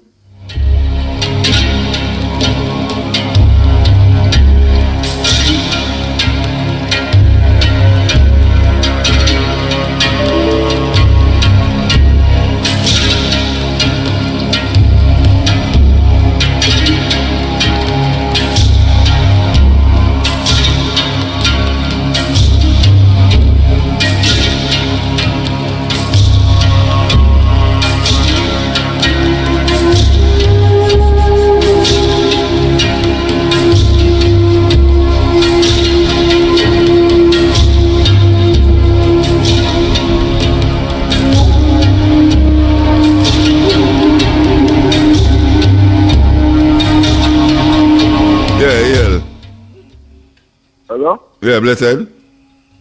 Oh, peace. Muta. This is Aaron calling from Toronto, Canada. You listened to something a while ago? Yeah, I was listening to it. It's funny. I tell you, Rasta. Honestly, I've been seeing those kind of stories on the social media and those things, you know. Yeah. Yeah. So, yeah, I wanted to hold a reasoning with you about something that I was been thinking about recently. And I was looking at the water situation, like I know here in Canada, like the water and the piping and stuff. People always say that it's bad, you know. Yeah. But I'm thinking about the sewage system, and I was talking with a brethren the other day, and I was saying, even if you look at most of the animals on the earth, I don't really know an animal on land to the washroom in water, you know. And he said, yeah, what about fish and birds? I said, yeah, but they don't really go to the water. The fish are already in there. And maybe if the bird's flying over the water, it might go there. But out of all the land animals I could think of, I didn't understand why it's only humans that go to the water to, use the washroom. Well, hippopotamus go to water. Wait, hippopotamus go to water, man. But do they go to the water? Like if they're on land, Alligator go to water. Elephant go to water. Hello? Well, I don't think they look for, like, you see humans. It's like you have to look for water to use the washroom. Like you can't use the washroom on land. But the elephant in them, I think they could use the washroom anywhere. I don't think they look for the water specifically to say, okay, I gotta go use the washroom. I think they just do wait, so wait I say again. I don't hear you properly. Like, okay, you see how animals on land, when they use the washroom, they don't specifically look for water to use the washroom. They just do it anywhere. I hear you now. You see what I'm saying? And then when you look at humans, every time we're told, now to use the washroom, we have to look for water to really find a place to use the washroom. It doesn't really make sense to me because there's no other animal that does that. Yeah, but that don't mean that the other animal not do it. No, it makes sense given where we do. It makes sense given where we do. We's an animal we do acting a different way. Okay, let me show you how I'm reasoning it too. I know in the like in chemists when they talk about not polluting the water, I feel like that's something, because when you look at all the things they have to do to clean the water, I mean, especially like sewage water, it's kind of like you're polluting it and then you're trying to depollute it again to make it clean again. Yeah.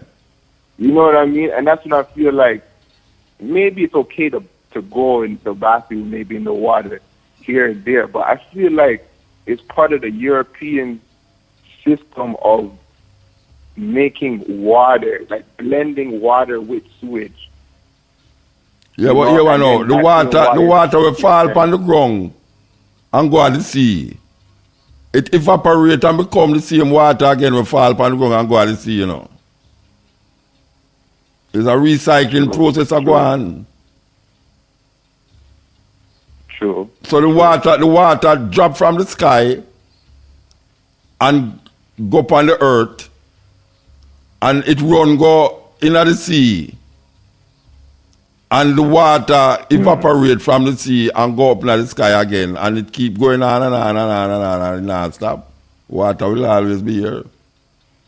So, I mean, human being do things according to human being do things that work according to them nature. I don't know. I see what you're saying. I can't really say that it's wrong because, as I said, I know some animals do it like that, even if they're in the water, like hippos, as you said. Yeah. Maybe it's a balance of too much because I know here, when I think about the toilet water, it's the same water that's coming out of the tap that we're supposed to use to put in our, food, and the same water we shower with, and I feel like there should be some kind of balance or some kind of separation between. Even if you're saying like rainwater, it's probably more filtered and clean than. Yeah, well, nature. I say nature work according to nature. Man just develop certain things based upon nature, You see, man look upon nature and try copy nature. The computer is a way to copy brains, human brains. Certain what you call mechanical things are copy certain insect or animal. You know them way there? So them try them can't do nothing outside of nature still. Everything with upon the earth come from the earth. Yeah. It's that thing. Anyway, we have to move though, brethren. Yeah, give that. Yeah, man. Alright. So, Simone, the outside every way. I tell you. Simone, give thanks. We want Give thanks for all the one them who stay with me. And the brethren who remind me, say I was supposed to play that little clip there a while ago from the radio station in Kenya. We give thanks for remind me about that indirectly. Indirectly, you understand?